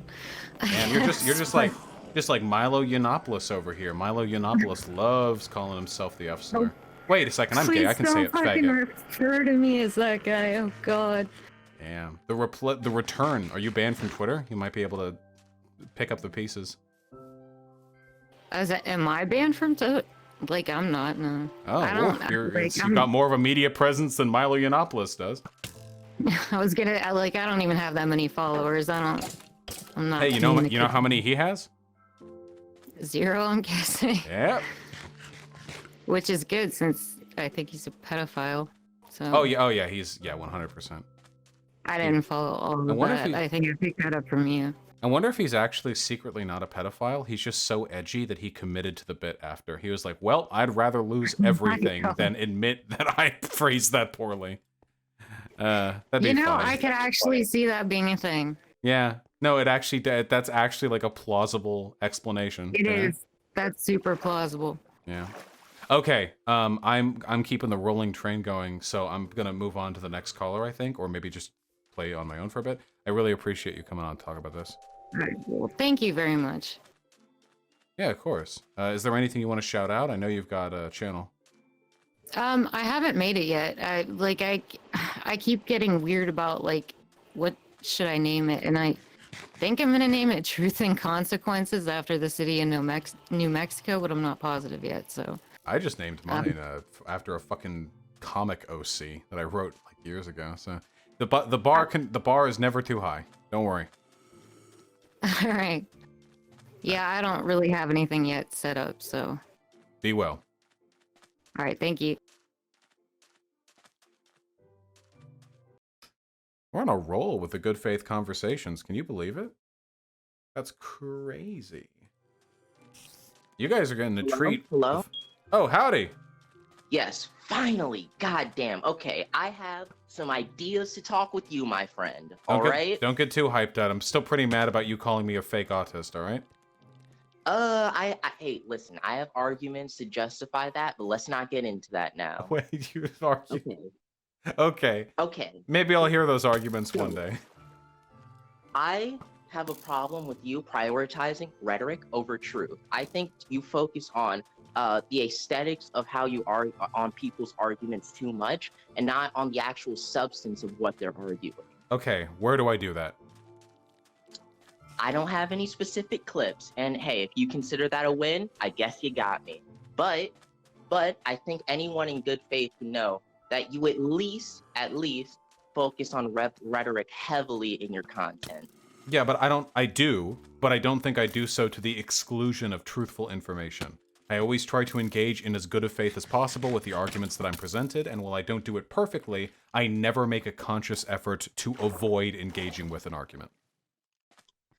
Okay, actually, wait. So this is a sort of a loose, specific example. Don't have the specific clip on hand or anything, but like specifically with your arguments with Destiny, I feel that you do unnecessary attacks on his optics or his character to not necessarily avoid engaging with his argument, but at the very least sort of try and sort of paint him as a sort of irrational actor to make people agree with his arguments less so, instead of just purely making people think he's an irrational actor just by attacking his arguments. Oh yeah, of course. My goal in an argument is always to win the conversation, but I'll never do it by lying. If I can add to the likelihood of me winning a conversation by engaging in character assassination or making fun of someone, I'll do 100%. Yeah. Wait, but wait, why, if your arguments are good enough, why do you have to do that? Because people aren't convinced by the soundness or validity of arguments. People are convinced by who came out looking strongest. And what I care about most is improving the world. So I have to accept that, unfortunately, a pure factual discussion of the facts at hand is not sufficient to make the changes that I want to make. I also have to get down in the mud. I do like getting down in the mud, though, so I don't mind it too much. Why, and to sort of like move into my next topic while engaging with this question, why not just advocate that people, instead of exclusively focusing on optics, remind them that optics aren't everything, and to not ignore the fact, the arguments of their opponents completely, and to engage with people in good faith? Because I do. I tell everyone to engage with arguments in good faith. I've even made comments that have gotten me in trouble, like when I said that if a Nazi gave me a good argument for being a Nazi, I would become a Nazi. That I should always engage with the quality of the arguments of my opponent, you know? Okay, good. I guess that's pretty fair. It's just that I've always had the stance that I think you should always tell the straight truth, even if it would make the world a worse place, because not having knowledge is just like fundamentally, or lying about, not lying, but like not giving the proper knowledge is immoral to me. And I can't necessarily justify it. It's sort of like a fundamental axiom, but well, yeah, that's I value honesty on an almost axiomatic level as well. I wouldn't disagree with that, but I mean, I never lie. I don't misrepresent information, you know? Now, rhetorically, like, there are plenty of things that I can do to compensate for whatever knowledge I may or may not have, but I never, like, deliberately attempt to obfuscate information. Sure, and I sort of like want to bring up like your audience for a moment. Because I feel that this has had a negative effect on your audience. Because look, if you know anything about me, I'm a spicy boy with a lot of spicy takes that a lot of people disagree with, That is and one I'm way of, fine with yeah. people disagreeing. And I'm gonna be convinced if you make good arguments. But typically, what I see when I talk with your fans and argue with them is that they, instead of like attacking my arguments just on like a the logical level, they'll instead just do character attacks. You're like they'll say shit like, instead of engaging with my arguments on a logical level, they'll just say you're a cringy 16-year-old incel. Fuck you. Like, That, and I then mean, just that is an argument. but it's not an argument that attacks my argument on a logical level. Well, that could be There's because no they could logic. be because they don't feel your arguments are worth responding to. If they just want to like make fun of you or disregard your arguments, then instead of, actually engaging. Like, do you know what sea lioning is? What's that? Sea lioning is, it's like a it's like when a person's like, "Hey, I noticed you made this comment. I would like to debate you on this. What time is acceptable for you?" You don't want to debate this? That's interesting. I can't help but notice you're very comfortable making arguments you can't back up later. I'll be messaging you in 15 minutes. Like that kind of stuff. It's like really like pushing someone like kind of like an obnoxious or derogatory Yes. way for And guess what? engagement. And guess what? I think that's a good thing. Argument should always be challenged on a logical level, and to sort of dismiss an argument just because you feel like you don't feel like arguing with it, does harm, like, Oh. to the Okay, to well, there is the a people. word that was made just to make fun of people who think like you. So Well, if that making is, fun of a if you person is if you not want an to change people's argument. minds on that, you're gonna have to be me and do some heavy fucking rhetoric, because right now people do not like that particular style of engagement. Like, what arguments have you wanted to make? I think Like, that's I don't all. feel like arguing everything. If somebody came on right now and started like arguing the Jewish question, I would just make fun of them. I don't think they're entitled to I don't think they're entitled as a conspiracist to my time or effort to debunk their like nonsense, I would just try to have fun with it and make them look ridiculous. I don't think that's dishonest of me. I just don't think they've I like never set the claimed it was stage for a good faith dishonest. or I just think appropriate. it's harmful. Huh? I never claimed it was dishonest. I just think it's harmful. To not platform and engage with conspiracism on their level? Yeah, because guess what? You didn't help that person by making fun of them. I don't give a fuck about helping them. I don't try to help any of the people I talk to. Fuck them. They're wait, Nazis. you don't care about like helping Nazis to become a better person through No. art. I mean, okay. I mean, I just feel like I just would like to live in a world where there could be a person with fucking, I can say the R slur, Yeah, sure. If you want. with fucking retarded views, and them to like get in an argument and have a person, no matter how retarded their views are, engage with them on a purely logical and good faith basis, and have that person's viewpoints be changed. Yeah, that's the problem. Is that's just not how the world works. Especially when you do what I do, because the people who I argue with have a monetary incentive to to hold to their positions. When I argue with a neo-Nazi who has an audience, who gets paid money to hold their positions, I will never be able to present them information that will lead them to go, "Oh, all right, okay, that makes sense. Let me think on that." I have argued hundreds of these people. I have never gotten a response like that. Ultimately, it's How up much to have you them tried? to help themselves. My responsibility is to the world. Well, how much have you tried though? I'm just curious. I mean, I've had plenty of good faith conversation with Nazis. You remember that Nazbol that I've had like a 3-part argument with? I mean, the videos are up on The my channel. 17-year-old Anprim? Hmm? The 17-year-old Anprim?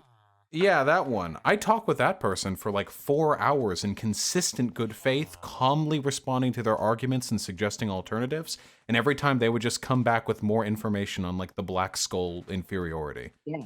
And I think through your conversations, maybe not now, but in the future, he'll look back on your debates with you and think, you know what? Maybe Vosh was. That is entirely possible. It's also possible that does not happen. But my responsibility will always be to the audience, not to the individual that I am talking to. These days, especially, every time I debate someone, like there's one person I'm debating, tens of thousands of people will see the debate.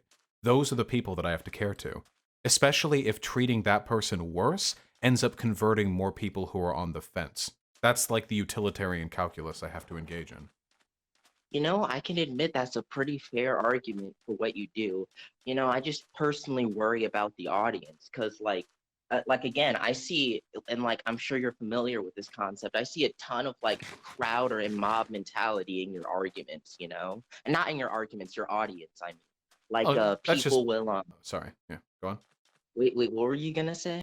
Well, I was saying that's kind of part of the game, right? Like, I don't think there's Yeah, and anything I I can think do it's a about it. It fucked makes up me thing. stronger to have a dogmatic audience as well. It's Well, part why of not? like Well, my I rhetorical think power online. I think it's possible. Maybe it's possible to have people to have the same amount of people support you and grow, but have them not be dogmatic. You know, that's my biggest problem with socialist communities. They treat socialism like a religion that all their values stem from. Well, I don't think my community is any less rational than the average person. I would probably make the argument my community is a lot more rational than the average political interlocutor online. I don't know how much do you engage with your community. I mean, it's my community, so I And see I a mean, fair bit and of them. also, and you're kind of the ringleader of your own community. Of course, they're going to treat you better and try and act logical I'm when so, talking to you listen, when I trying. can't have the rationality of my community judged entirely by your recall of your interactions with them. Generally Okay. speaking, when I see them online, when I see them tweeting or responding to other people's tweets, or arguing in YouTube comments or all of that, I think that they're, generally speaking, about as or more reasonable than the average, like, left-leaning political interlocutor. Okay. But wait, can you acknowledge that? Okay, wait, this so like in your at least in your conversations that you have with them, that they may be willing to sort of act their best in front of you because they sort of like look up to you or respect you. Yeah, but I would need to see evidence of some sort of widespread, like, terrible behavior from my community, and then I would need to see evidence that that was something that I could improve without meaningfully harming my rhetorical abilities. Okay, that's fair. Um, that's like mainly what I wanted to talk to you about for like ages now. But yeah. So, well, hold on. You're not out of here yet. I want to hear those What do arguments you want to do? These arguments for what? for why I'm not autistic. Oh, sure. So I feel so I don't know how much like you like read up on autism, but speaking as an autistic person myself, autism is very much like a genetic thing, right? Like if it was not genetic, it wouldn't be classified as a mental disability. It would be classified as a mental illness, I think, right? I think that's sort of a logical inference to make. Do you agree? I don't know much about this. My chat seems to disagree with you, but without any knowledge myself, I can't really verify. Well, if I like see maybe a citation, I'm open to changing my mind, right? Sure, but what does that have to do But with me? it's that like you act in ways that that sort of that are sort of that impugn autistic people for like the way that they are or engage in like socially exclusionary behavior towards those who aren't able to be as socially capable as you. Sure, but how am I not autistic, though? Well, I just feel like an autistic person wouldn't do that if they knew the autistic experience. Wait, what wouldn't I do? Or like engage in ways that that impugn people that are less socially capable than you So in autistic general. people don't ever call people incels? No. Well, I'm not talking about necessarily calling people an incel, but specifically impugning someone for being like socially retarded when talking to people.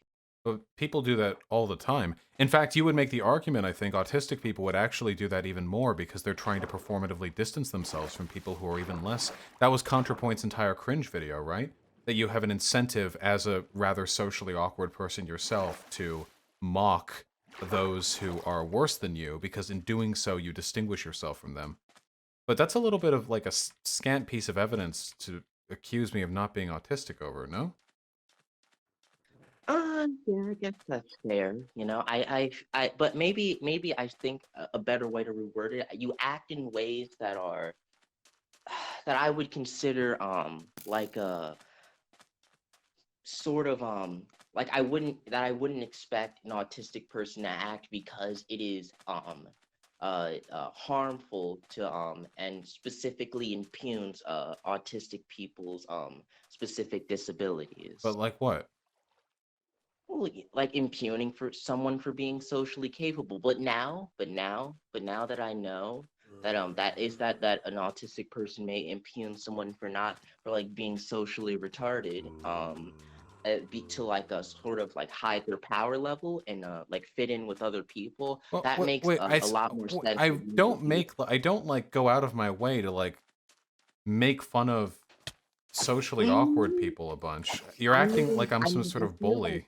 I think, I mean, yeah, okay, you like, I feel like what, like, for example, you use the word cringe a lot to describe a lot of behavior that is like socially awkward. I would consider that like impugning someone for like impugning someone for being cringe is like specifically what I'm talking. Wait, that makes a person not autistic? I'm pretty sure everyone No, no, calls no, everything cringe no, these no. days. No, not autistic. I'm saying it impugns someone when you call someone cringe for acting in a socially awkward or socially retarded manner. That specifically is impugning someone for their lack of social ability. And in the before think figuring out how maybe someone might do so to fit in. Like I thought that that was at least strange to for an autistic person to do. But listen, judging from my interactions online, autistic people call everything cringe. Like, I don't know if that's like a weird thing for them to do. No, but call things cringe. Call someone cringe But like for for what? What socially specifically awkward behavior? specific like I don't know, maybe like fucking being like larpy or like someone you've done this like trying to like doing something that they think is like cool but like actually kind of makes them look like a jackass, like that sort of thing. So making fun of people who LARP or act like a jackass means you can't be autistic. I guess I just No, don't no, understand. no. We it seems like you're trying to assign a characteristic to me where I'm like the like turncoat or like the Uncle Tom kind of. Like it's difficult to associate me with autism or expect I'm autistic because I like impugn autistic people so much. But I don't really think I do. I think I'm pretty sympathetic to like the incel crowd for the most part. I think the extent to which I make fun of social awkwardness is pretty well within like a normal range of behavior. Maybe even I less so. mean, maybe. I can give you a maybe, But right? what? I Wait, but can what give have I you. done? I told you, I impugning like it's like I A don't have LARPer? any So like when I talk specific. to a tanky or something, like it's like points against my autism card for saying it's No, LARPy. stop simplifying it like that. Is it you? It when you make fun of when you call a tanky cringy for LARPing in a way where like they think that they're being cool to other people, but you just say, "Hey, dude, you're being like fucking cringy." I feel that is a way that something that I wouldn't expect an autistic person to do because impugning someone for their being less socially capable seems like a bit outside of their character. But But LARPing I said LARPing isn't I about being socially capable. It's about being dishonest or like conceited. Caleb Maupin is really charismatic. That's the problem. That's what makes him like a more dangerous LARPer. That his like stump speech proselytizing reaches more people. But it's not what an does LARPing what huh? does LARPing mean to you? When people are assigning like a greater degree of importance, legitimacy, or realness to the behavior that they're engaging in. So like when people online just have like a little 19,000 sub YouTube channel, but they're talking about how like they're going to be the vanguard of the next revolution or some dumb shit like that, you know? Okay, well now that I know your definition of LARPing, that makes things a bit clearer for me. Okay. Sure. I guess I'll retract my statements of me not thinking that you're autistic, but it wasn't just that. It was Got also the A like, card again, baby. it's not just that. It's mainly, and I won't go into specifics, but you doing things that in high school that only very socially capable people would do. Like fucking? Yeah. I'm pretty Yeah. sure autistic people can get laid in high school. A lot of autistic people have, a lot of autistic men in particular have troubles talking with women. It's like a thing. Yeah, I guess I just got a different type of autism. I don't know. Maybe you just got lucky. I don't know. Yeah, I mean, I've just never really been like weird with girls. I mean, all men are weird with girls, let's be real. But I grew out of it pretty early, I think. I mean, I won't go into it, but let's just say even if you like aren't weird with girls, like you probably won't get laid. I'm just gonna say that. Don't want to get into it, but that's all I'm gonna say. I was sure, but you can. It's totally possible. I mean, for me, the I'm reason why I got laid in high school was just because I had like a really cool like girl, not girlfriend, but friend who was a girl, who was like into open relationships. Maybe if I hadn't met her or I hadn't been friends with her, like I never would have like gotten laid in high school. It would have I had to wait till like college, you know. But yeah, yeah, yeah, but she yeah. was cool. There are cool I girls out that's there. Like why not every girl that's is like this like stuck up Stacy who's just like looking for a ring on the finger or anything. There are plenty of like really I chill. know. I know that, but like, and by the way, that's why I said you could have gotten lucky. But I mean, also, I just want to address the fact that you seem to have the impression that like I'm only an incel because of the broader incel community. Just want to say, do not align myself with the broader incel community. I'm an individual, baby. I don't. I arrive at my ideas because they seem logically sound to me, and also because of my personal experience. So Well, yeah, I mean, my impugning hasn't been because of your any community I imagine you're a part of. My main issue, like, I'm pretty sure I've seen chat logs from you that looked pretty sus when I saw them. So, like, I think it's your behavior more than anything that might be doing you over. You are. And I'm not trying to ad hom or anything like that, but didn't you say some weird shit about like Asian girls or like rape or something in somebody else's chat or something like that? listen, about the rape thing, I just want to say that person that sent the messages to you, fuck them, because they didn't debate me at all or have a conversation with me about it at all. So All right, duly noted. What would the conversation have been about, just out of curiosity?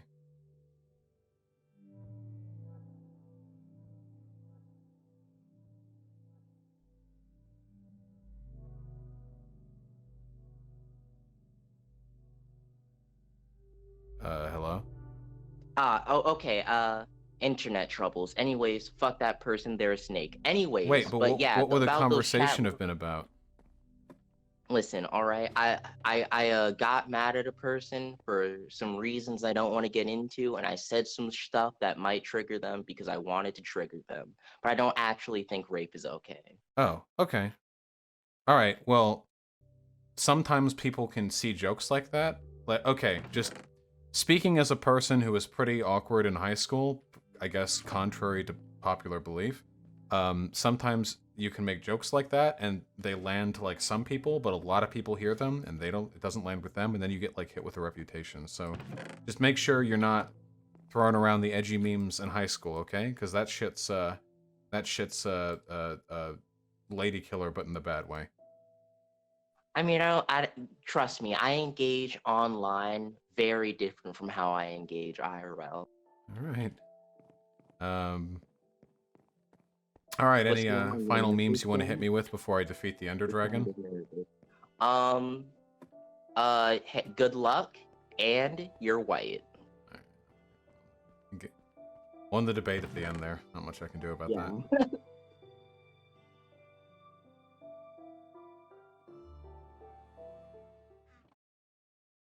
Hello? Oh, what's up, Vosh? Sorry, I didn't mean to fucking call you 5 times. Well, don't worry. It was no, wait. It was actually exactly 5 times. What's up? All right, so I don't really understand like revolutionaryism. Is that how you fucking say it? Revolutionary politics. What are you impugning? Like, I don't know, because it seems to be like a revolution is like a roll of the dice sometimes. Oh yeah, Like, totally. yeah, so I feel like advocate for like a revolution could be like dangerous. Whenever you could like advocate more for like liberal like elections and voting policies in. Well, I have two counter arguments to that. The first one is that I don't believe it's possible to electorally get rid of capitalism. And the second one is that I believe a revolution is inevitable anyway, and that our goal should simply be to be the strongest faction when that time comes. Okay, but if a revolution is inevitable, then yeah, I get it, but like should we be like pushing for a revolution? I think we should be exacerbating economic conditions which lead to revolution, yes, because that will build class consciousness. Oh, so you want to make it worse for people to live here, so they want to like revolt? Is that what you say? Is that what you're saying? No, strikes are a form of economic accelerationism because they're heightening the class contradiction, the internal agitations of capitalism. But I don't think strikes makes the lives of workers worse. Usually it ends up in their favor, long run. So that's my general argument. Okay, well, yeah. I don't know. Like, I get the prediction that a revolution is inevitable, especially like recently with like fucking crazy shit has been and how much civil unrest there's been. Like, I don't know. I feel like it's sort of dangerous to advocate for a revolution, and I know I know your audience hates libs, but Well, what do you mean by I don't know. advocate for? Because in some cases I agree. Like promotes to be like, yeah, I'm a revolutionary. Like I'm down to revolt, man. I can't wait until the revolution, and we're gonna kill the capitalists and the landlords. Oh, I feel like yeah, I don't do any of that. I agree. I think that's irresponsible. I think we're setting up the I think we're setting up the dominoes before we finish like laying the floor. You know? okay. Yeah. So like just sort of setting up like a hey guys, socialism is good, just so you know. Then like a revolution happens, and they're like, okay, well, just got told that socialism was good, so we should have a socialist revolution rather than a fascist one. Is that what you're saying? Yeah, exactly. Like basically like I do believe a revolution is inevitable. On a historical timeline, it absolutely is. I mean, the universe is going to be around for a very long time. I am pretty confident something's going to happen between now and the end of the universe. A revolution will happen eventually, and if you subscribe to like a Marxist interpretation of how history works, that revolution it's going to be about economic relations, and it will be either a fascist revolution or a socialist revolution, or possibly both, and we'll see who wins. My goal is to spread class consciousness, to get people in a mindset where like you said, if a revolution does happen, like yeah, I think socialism does sound pretty good. Right now, if we had a revolution at this moment, it would be a fascist one. America Oh would be a hell fascist. yeah! Yeah. So many Nazis now. Yeah. So we need to people who advocate for it like right now, I think, are very irresponsible. I think they just like the feeling of the being the revolutionary, the wind rushing through their hair, but the actual like victory, the making people's lives better part, whatever.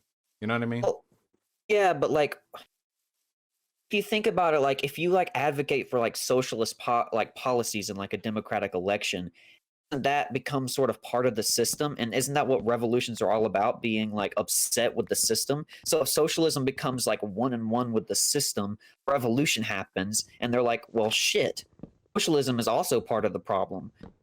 Let's fucking get rid of that too. Well, You see what I'm saying? oh, I do, yeah. I just don't think socialism can be a part of the system without the revolution. After socialism is the system, should that ever happen, then obviously I would hope whatever revolution would take place would be one to move us towards anarchism or like an even further, more radical leftist set of policies, you know? Why don't you think that socialism can't be achieved through like liberal processes? Because socialism would require the expropriation of capital from the business class, from the bourgeois. I don't think it's possible to vote that in. I think that the electoral political system is too subject to their interests to ever take that away from them. like imagine like voting to seize all capital. Like really think about what an unbelievable political upset that would be. That would be like, God, it'd be like let me think, like what's even, I don't know, it would be like 14th century France and being able to like vote out the Catholic Church. It would be like voting out the pharaoh. Like it's too foundational. I don't think it can be done. I think violence is the only way, unfortunately, but Well, it's gonna come either I way. dis- So I just I disagree here because I feel like you don't have to take it from like you don't have to seize all capital at once. You know, it could be a slow process. You know, you take the house from the roof down. You don't have to just go to the foundation and destroy that first. Like you put like more and more policies to like affect the church if you're using the church analogy. And eventually the church loses power, the people lose faith in the church, and the church falls.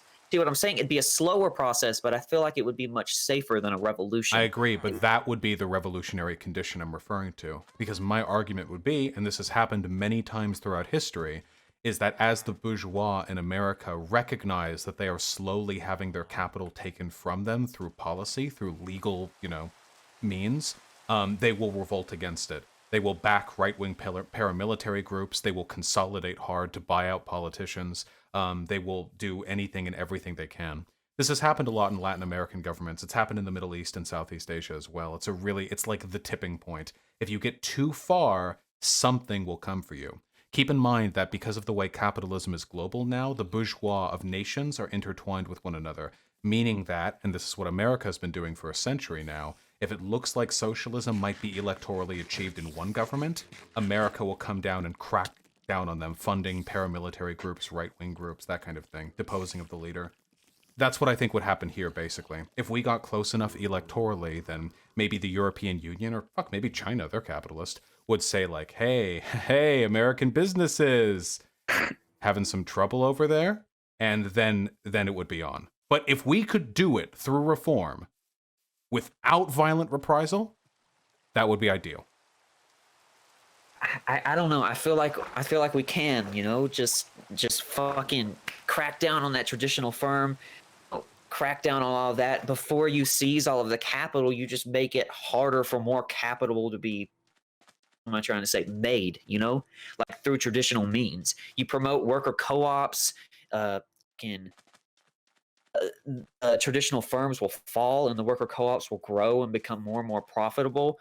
And it's going to be more like just less of a tipping point and more of like just like a, hey, they're being phased out. The capital owners will somehow have to find another way to feel successful, to be successful. They could, It's possible. Just historically, it tends to not go that well. Especially since American capital is the best capital. I mean, we're the wealthiest country on earth. So we have a massive, or at least the bourgeois in this country, have a massive vested interest in preserving the power relations of this country. But I mean, I would agree, like that would be ideal. Lefties are too quick to trend towards revolution. I don't think they recognize how bloody and how often unsuccessful they can be. If we could do this electorally, that would be desirable. But until then, I think we should be sharpening our swords. And if we get to put them down at the end of one day, like if we get to go like, oh, we never needed to worry, then like that'd be phenomenal. But I think historically, it's just more likely things go poorly.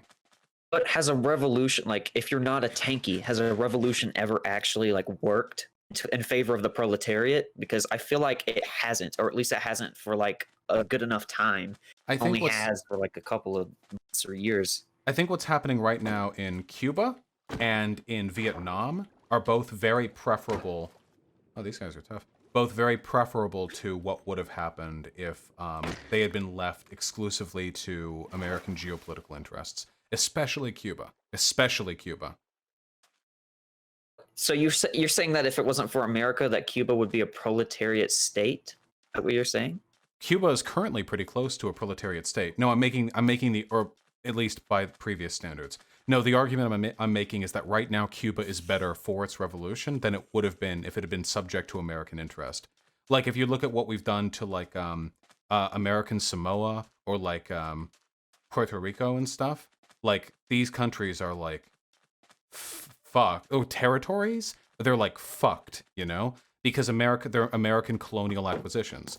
Cuba would have been much the same, but we didn't get our hands on them. So yeah, Vietnam's also in a relatively decent place. Keep in mind, I'm still very critical of these countries for myriad reasons, but I'm also critical of American geopolitical interests, so I have to thread that needle. So do you believe that a revolution like is coming again in like these countries in Cuba and Vietnam? No. Or do you think that it's being voted in slowly or being achieved slowly? The Um, liberal way. in Cuba, that actually is happening, but in Cuba, there isn't a bourgeois class. Cuba is currently laxing its authoritarian tendencies and allowing more worker ownership of some of the firms. I think right now about 30% of Cuba is worker owned, like with regards to the capital. That's incredible. That's better than any other country on earth, I think. And that's being done electorally, but the only reason that's able to be done is because there wasn't a bourgeois class to seize it from to begin with. It's being taken from the state. I'm no fan of state ownership, but I am proud of where Cuba has been going and is headed right now. Well, what happened to the USSR is the USSR is they became more lax, and then basically, like, what the fuck are they now? Like, still a totalitarian government. They're still an oppressive regime. Like, that's my issue, is that a revolution has never like. But not all revolutions are the same. The revolution of the USSR was led by military groups, that worked to depose the Tsar, fought amongst each other, one seized control, and then they established a top-down autocracy with the supreme leader. Whereas what I'm advocating for here in this country is as peaceful and legal an acquisition of power as possible until an inevitable tipping point is reached, at which point we do everything in our power to seize capital and, take control of the existing power relations without devolving into authoritarianism. Oh, okay, I understand. I misunderstood what you meant. All right, so go through liberal reform, and then there's going to be a tipping point, like that's what Marx predicted. There's going to be a tipping point, and then at that point, we'll be prepared because we've been sharpening our swords while we've been doing all this reform. Is that what you're saying? Yeah, exactly. And if it ends up not being necessary, all the better. Fuck it. Fighting sucks. All right. Yeah, that's all right. That's all I wanted to know. All right. I appreciate that. Yeah, I appreciate you coming on to speak with me. Seriously. Are you from? I'm just curious because you're a liberal. I know most of my audience is leftist. Are you from Destiny's community, or are you just a liberal who likes my content? Funnily enough, I'm from Hunter Avalon's community. Back whenever I was a conservacuck, I was pretty close to being a Zionist conservative. I wasn't a Nazi because I'm Jewish, so it's kind of Nazi Jewish. Yeah, I was like a Zionist conservative for a while, and then fucking Hunter, he had the debate with you, and I was like, fuck, I got destroyed. I gotta look into this guy. Fucking radicalized me, but to the point where I was like, well, I'm not really a revolutionary, but like I understand like the point of you're coming from, like at least now. Yeah, I'm just a libertarian socialist. That's what I like to call myself. That is fine and dandy. That is fine by me, comrade. Thank you. Yeah, as far as I'm concerned, anyone in this country who is of the opinion that it is fair and fine and ethical to bring about worker control of the means of production, that workers should dictate the course of their lives, they should have a say in the firm's policies. As far as I'm concerned, those people are all my allies, no matter what degree to which they agree with me on other issues. They can't be a Nazi as well. I'm sorry. There are a lot of Nazbols who do agree with that, but are also Nazis. Gotta knock those people out too. All right. Well, I appreciate the conversation. I gotta go edit a video. So feelings mutual. Thank you for Have fun with the video editing. Do you have a channel? Unfortunately, yeah, I do, but I haven't posted a video yet. I'm working on the Wall Street Journal shit where they're like, "Please, systemic racism doesn't exist." Yeah. I'm working on like refuting that. I just sent you a link to my channel, but wait, shout it out. You don't need to send me a link. Say it out loud. Well, it's Will Allen. I mean, it's my fucking name. This is Will fucking Allen. Hell yeah. Everyone's gonna remember that, okay?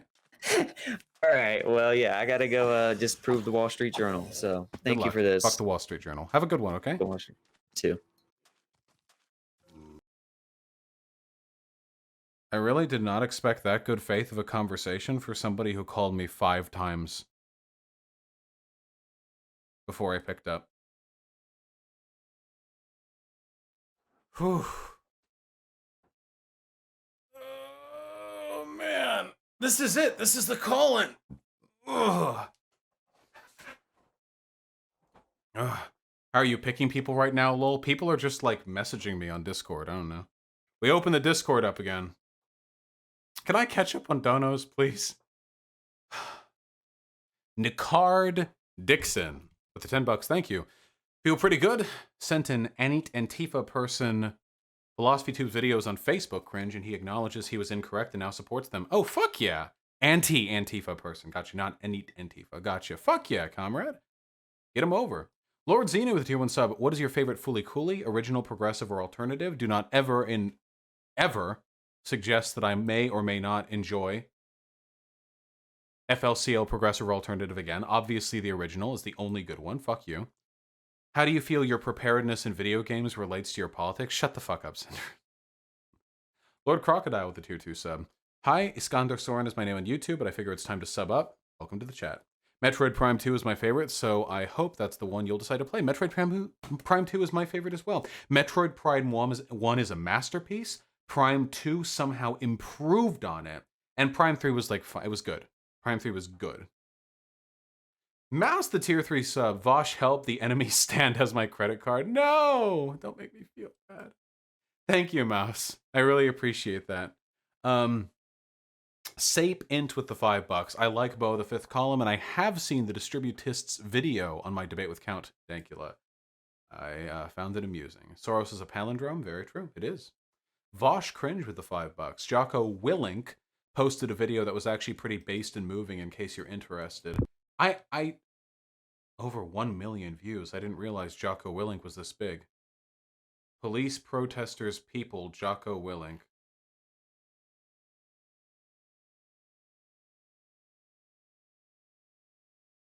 Jocko is definitely a reactionary.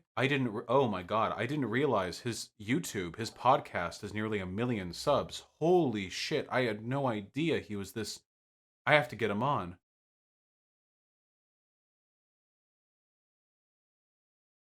I wonder if I could get on his podcast. I would fly in Corona season to go there. Imagine me sitting across from Jocko Willink. I'm a big dude, but I would look so small next to him. Oh shit. I want to talk with him about masculinity. I wonder if I can get him on gender fluidity or something. I wonder if I'm like, yeah, I'm a real man. I love manly shit too, dog. And you know what I think is manly as fuck? Living your life and presenting yourself however you want, not letting society get in your way. If you want to wear programming knee socks and a skirt while browsing Reddit and looking at the relative dimensions of butt plugs and comparing it to what you already have in your drawer, I think that's pretty fucking based. Something like that. I don't know. I feel like I could get him. I feel like I maybe. We'll see. Breadwinning with the $10. I'd love to have a convo about automation and the role it has to solving the you must work problem. Yeah, true, but here's the oh god. Listen, it'll have to be in the future because I'd have to do research for that convo. Currently, I like work. I think people should work. The work should just be good. I don't like the idea of a society where everyone's just just do whatever, bro. I think work builds social cohesion, and I think it can be deeply fulfilling under the right circumstances. But I know a lot of people disagree. I would need to do more research. Billy Droko with the $5. Furry Gang Rise Up. True. Mask of the Red Death with the $20. Thank you, comrade.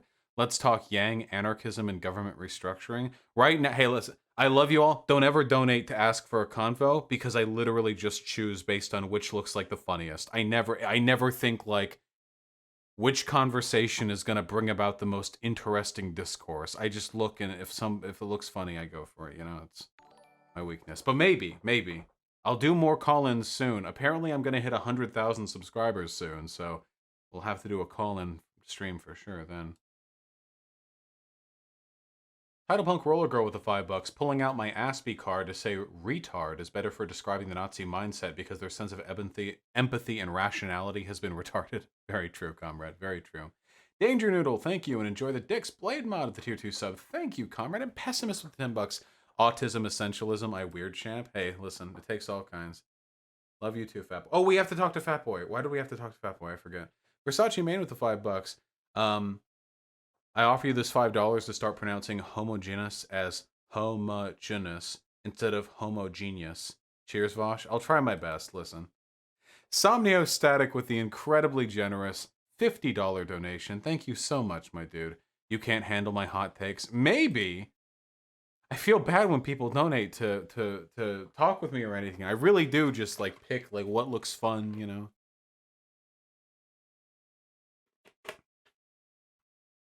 Ugh. We're definitely having ourselves some chats today. Thank you, man. I really appreciate that. I can't believe Guys, can I seriously not just do the Ender Dragon? This feels ridiculous. How many arrows do I need?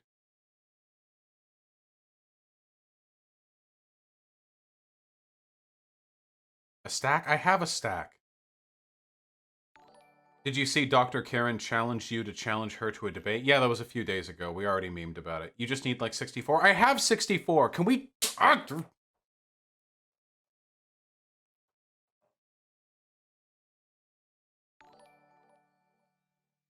Yeah, they just want me to keep playing Minecraft. Okay, I am getting so many Discord messages right now. Holy shit.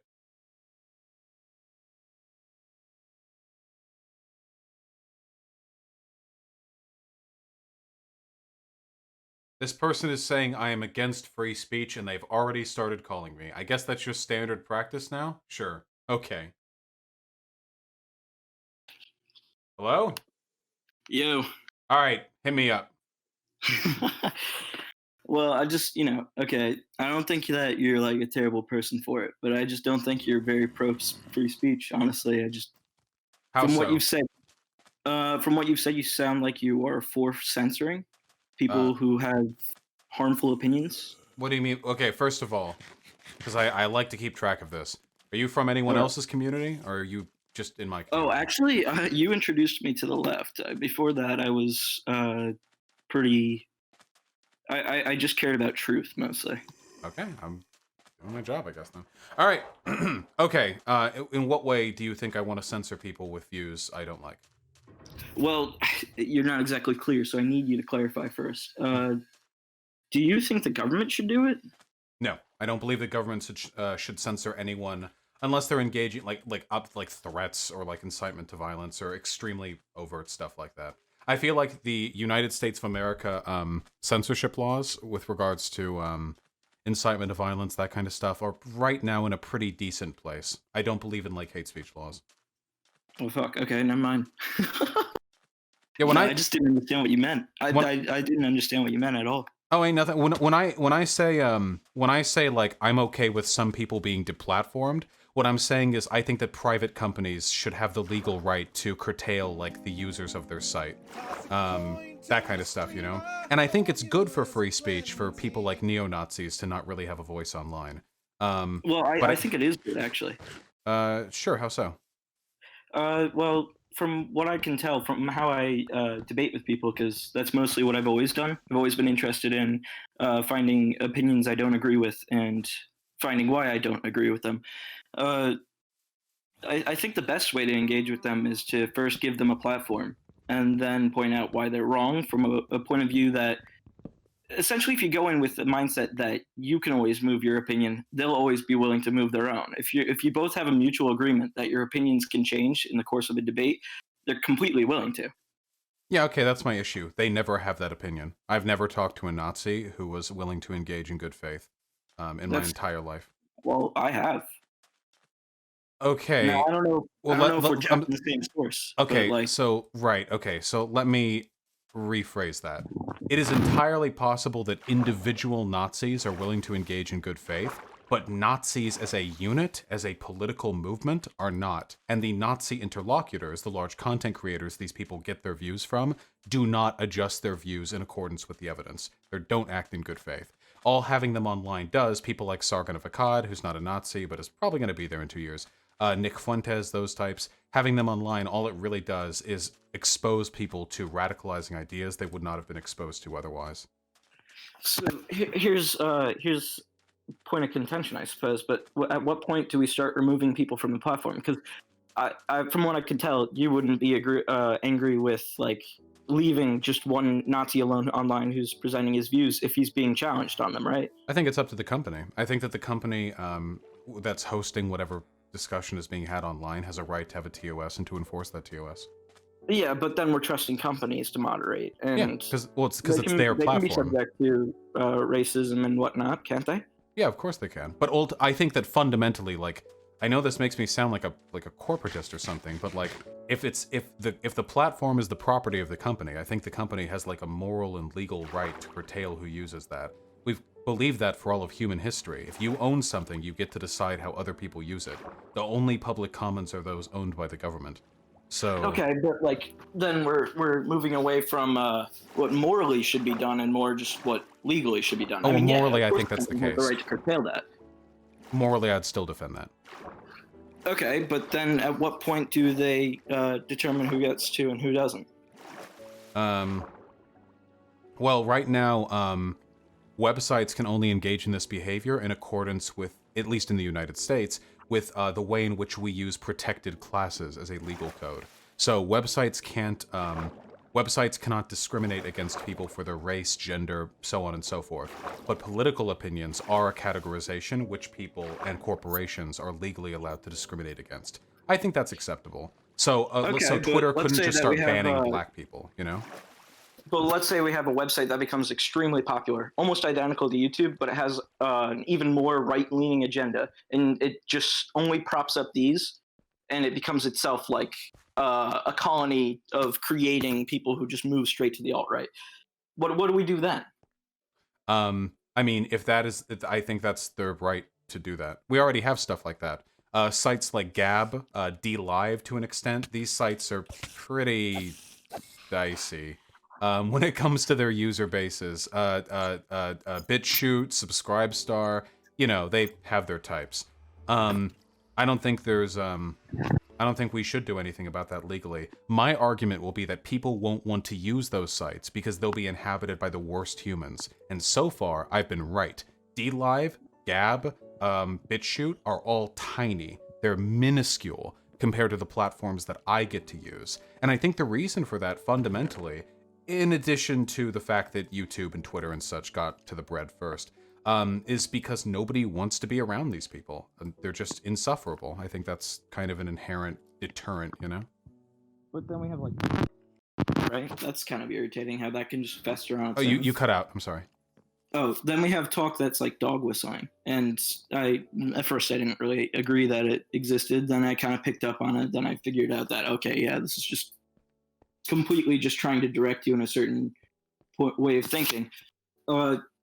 That stuff gets put out there en masse, even on YouTube.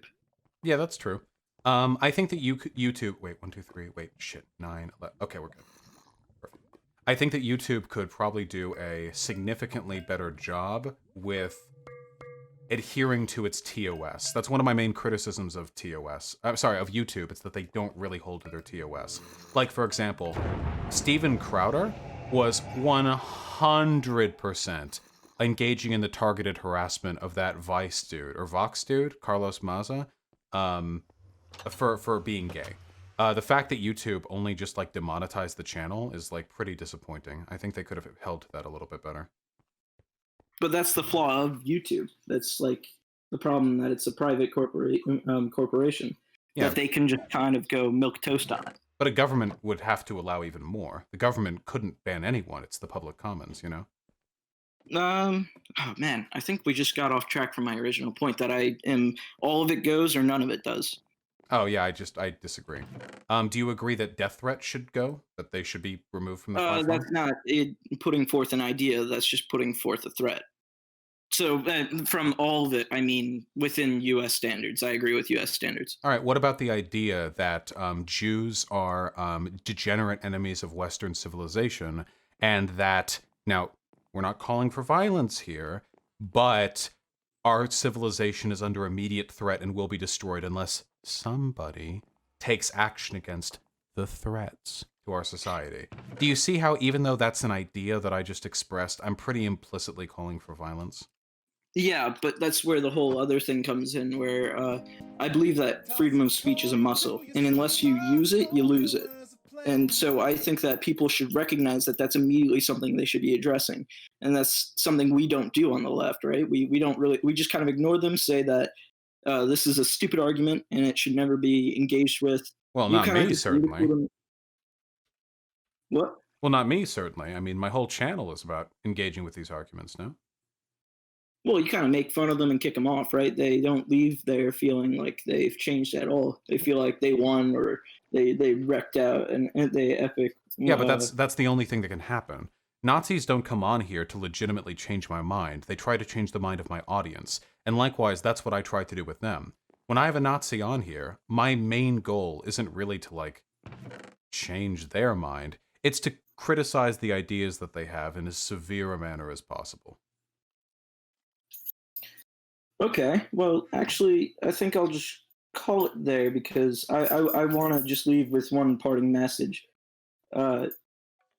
First off, my real thing I want to tell you, and I want you to keep in mind, is I want you to open up every debate with someone who's clearly like going to be like a crypto fascist. I want you to open it up with saying, if you can provide me, you've tweeted this earlier actually and got in trouble for it. If you can provide me with any real evidence, I will 100% move on it and give engagement with them in real good faith and make them feel like they're at least being legitimately taken into account, because that tends to go miles. But sure, I don't think they care that. I don't think they'd believe me if I said it.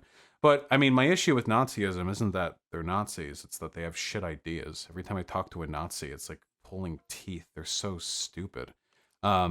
So like that's my issue. There's a lot of stupid people out there, and I just realized there might be a problem too, because you're on a much larger scale. People recognize you when they call in. When they call in with me, they're kind of walking into it blindly, right? So I guess I can give you some credit there. Like, that's true that they might be coming in with an already contrarian mindset, right?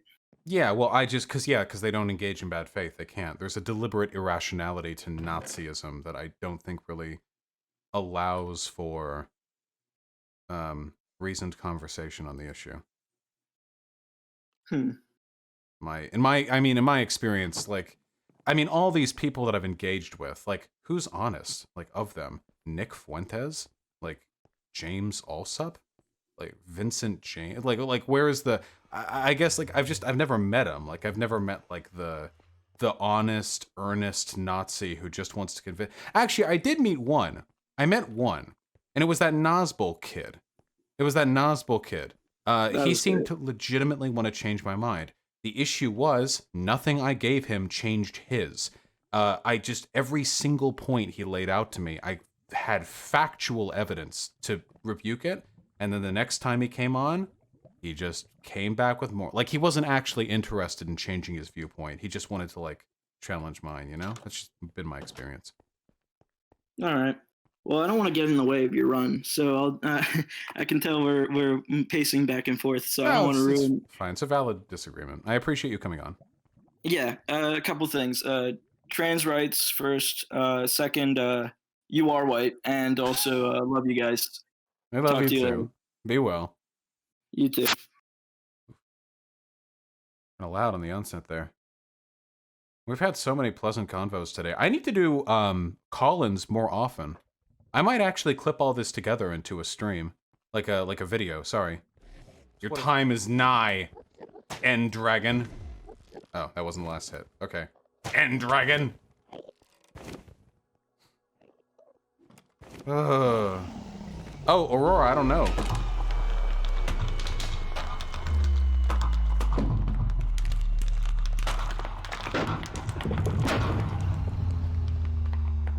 Very unsettling noises, thank you.